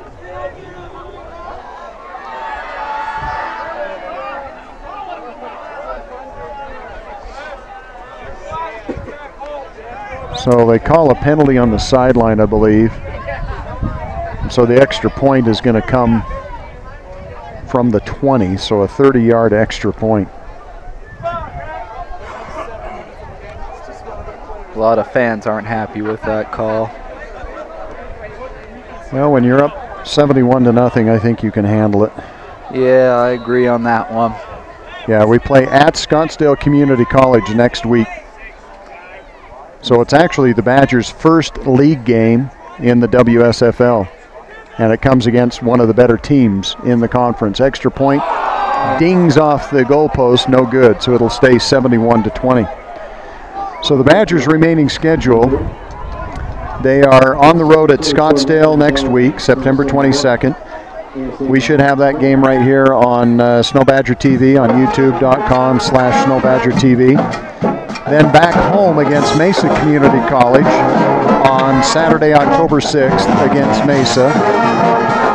Then they travel back down to Arizona to play Glendale Community College. Then they travel to Yuma, Arizona to play Arizona Western, who is also ranked in the national rankings. Then home against Pima Community College, and they finish the season, the WSFL season, at Eastern Arizona in Thatcher, Arizona. Eastern is also ranked in the national rankings. So this will be a good win to get something under your belt and go to these nationally ranked teams and show what you can do. Scottsdale always gets up to play the Badgers. But you're right, this is a good win leading into WSFL action.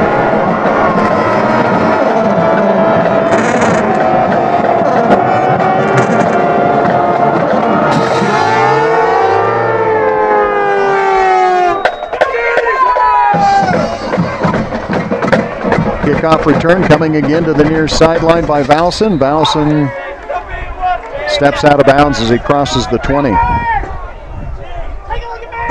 So, Gary, before we move on, what do you think what ASA Miami kind of did wrong in this game? Or is it just nothing and the Snow College defense just really kind of hurt them? I think the Badger defense is the real deal.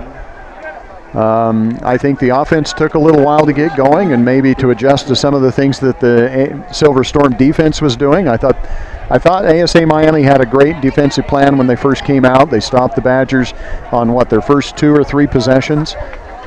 But then the offense for Snow College did some changes, hand it to Andrew Mitchell to make those changes, and were able to get some points on the board. They scored 28 unanswered points in the first half. Looks like a new running back in there for ASA Miami. Number 48. Good play by him, too. And Julian Robinson. I think he's been playing some fullback, but that time they just gave him the ball and let him run. Good run, too. Yeah. Offensive line gave him that opening right there. I believe on the left side. I believe so. Or no, right side of the field. And he just kind of took that chance and ran it up straight to the field. Head coach Paul Peterson must have seen something he didn't like. He called a timeout and then came walking up the sidelines to talk to the defense. As competitive as Paul is, I'm sure he wants to make sure the defense doesn't give up any big plays. I agree. If the Silver Storm can maintain possession of the ball and work it down the field, I think he'd live with that. He's got he's got most of the defensive starters out of the game. What you're seeing out there right now is the defensive second and third string. I think, but he wants to make them march down the field, just not give up any really big plays. I think he's trying to train this second and third string unit just in case somebody gets hurt at Scottsdale, and to tell them, hey, we cannot give up these big plays because we're playing nationally ranked teams, and if somebody gets hurt, it's up to you to go play it. So 1st and 10 for the Storm from the 33-yard line. Winsler hands it off, and again a big chunky yardage going to be gained by Julian Robinson. I don't know where he's been, but he's cranked off 2 big runs now. I really think that now that what you were saying before, Peterson really get after the defense, is that they're kind of getting a little tired right now and just starting to lose interest. I don't know, maybe I'm wrong. And he's just trying to keep them into it so they can get past these next few games against these ranked teams. Play action now. Winsler over the middle, got a man open. Pass is going to be caught over the middle by Kajana White. Kajana White is a good target. He's tall, got good hands. I really like the wide receiving core for ASA Miami. They've got Kendrick Green, who is small but very fast. He's been able to run past almost any defensive back that the Badgers have put on him. Then you've got Kajana White, who's tall and lanky, and he's got good hands as well, not afraid to go over the middle. I agree, and I can just see this team now, especially with some of the potential it shows. Robinson again on the carry. He's going to be down near the 30-yard line, about the 32. Make it the 31. Robinson has had 3 good carries so far. He has. And Burgess is probably a little bit tired, and we saw him exclusively through about the first 3 quarters. Yeah, when you're running that long, and I think he had a great game with rushing, with yardage-wise, and getting some good plays down the field, too. Hand off again to Robinson. This time he's covered up, and he's going to lose a yard. On 2nd and 2, he loses a yard. It'll bring up 3rd and 3.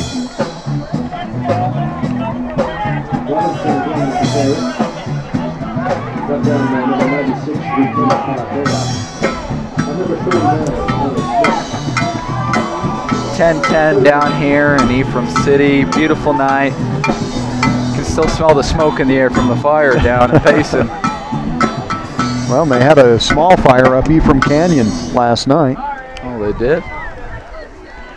Ephraim Fire Department got it put out pretty quick, thank goodness. It's been such drought conditions here in Utah. Huge fires. Yeah, very dry. Timeout is going to be taken by the Silver Storm.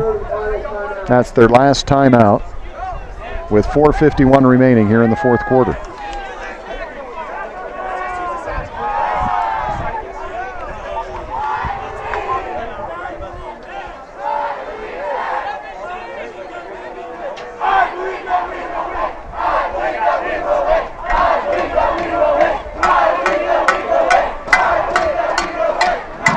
Texas beat USC right now, nationally ranked at 22. I remember watching last time they faced each other last year. Close game last year. USC won it. Looks like Tech's got the rematch though.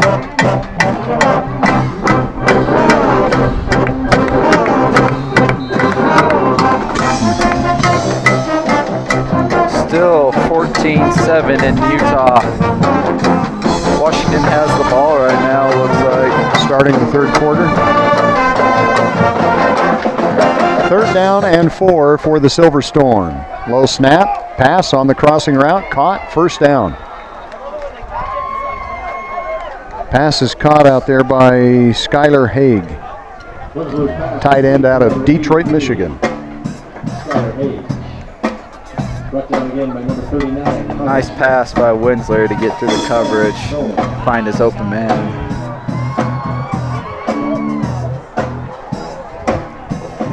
Clock continues to run. Silver Storm at the 25-yard line of the Badgers. 3 wide receivers, 2 right, 1 left. Hand off to Stowers. Stowers breaks a tackle. He's into the end zone. Touchdown. Stowers with the touchdown. Looks like Stowers found a little opening right there between the Badger defense and just took advantage, right, and ran straight through it. And nobody was there to stop him. Nobody touched him.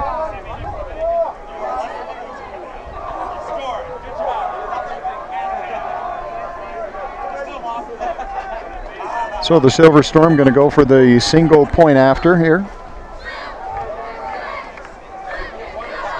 Nice run by Stowers. Nobody even touched him. No, he went straight through the defense right there. Caught him sleeping there for a bit.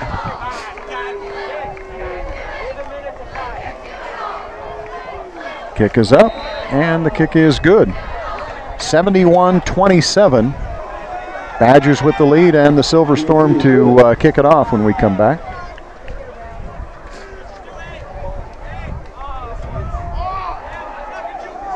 So looking at this game so far, Badgers have done really well, but is there anything you've seen so far as a past player yourself that they could be doing better, like if they're playing one of these nationally ranked teams? They've got to eliminate the penalties. The penalties have been just horrible. They've had too many.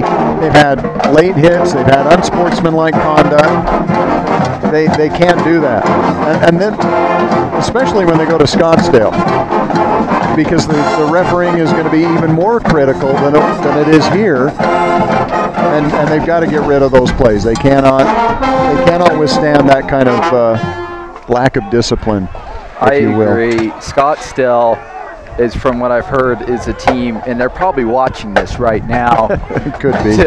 Just to say, or maybe later in their training sessions, to say, we're going to take advantage of this. If they're going to keep giving us penalties, we're going to take advantage of it, and we're going to keep on scoring too. Yeah, Scottsdale's a good team, and they get up to play the Badgers. In fact, Eastern, Scottsdale, all of those teams get up to play the Badgers, especially when they're nationally ranked. Morgan, bobbing and weaving his way, finds himself out across the 35-yard line. And that's where the Badgers will start. And again, I think you're going to see the Badgers just run some running plays. Keep that clock running here as you got 4 minutes and 10 seconds remaining. I just say give it to Luwani. He's been powering through every play there. So, but I do not. Oh well, no, I do see him on the field. He's going to be the lone setback with Money. Now he changes from the left side to the right side. And Luwani is going to be tackled for a loss.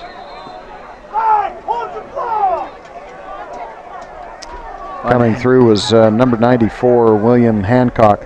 So Hancock did go off the field, and it looked like he was injured. Now he's back out there, and it looks pretty good. So I think some of these have been cramps or just little things that haven't kept them out of the ball game. Yeah, I think so too. Loss of 6, 2nd and 16.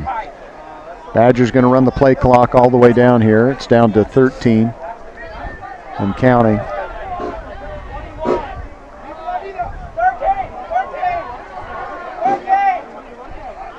Money takes the snap, play action. No, he fakes the handoff to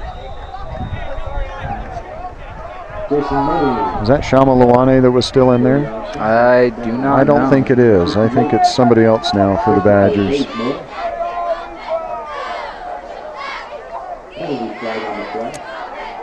So you can probably hear in the back a lot of unhappy fans for. Well, a flag is going to be thrown again. I think that's going to go against the Silver Storm. Trying to see who that is. That 40. If it's 43, I don't even have a 43. It is 43. Okay, they're picking that flag up. Thank you. Looks like they declined it. So Money did a zone read that time and pulls it back out and then moves upfield for a gain of a few. It's going to bring up 3rd and 11.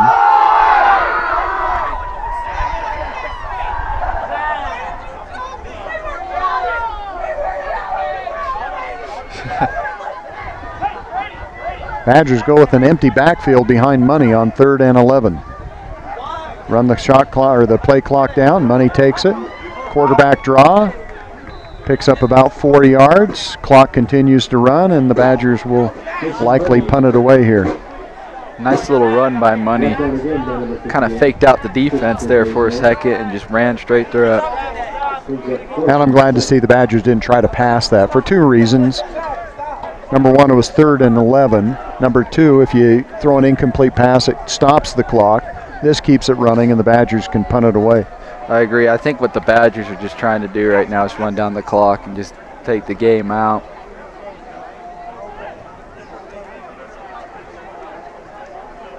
So a punting situation, 4th and 7. And the kick is away. Fair catch is signaled for very early. And the Storm will have it. With 2 minutes remaining, Badgers pick up win number 3 on the season. A really hard-fought battle in Athens, Texas against Trinity Valley Community College, where 96 points were put on the board, and the Badgers came away with a win. 2 weeks ago, they played USA Revolution, a semi-pro team. Not much competition there, and the Badgers put up 76 points, I believe it was. And now here against ASA Miami, 71 points on the board by the Snow offense. Well, not even the offense, because 14 were put up by the defense. Yeah. Just an all-around good night for Snow. And they need to take this into Scottsdale if they want to win and keep going up with this winning streak. Right. Gain of a couple of yards on the play. I believe it was Julian Robinson again. Robinson on the carry, a gain of 2. 2nd and 8. Clock continues to run.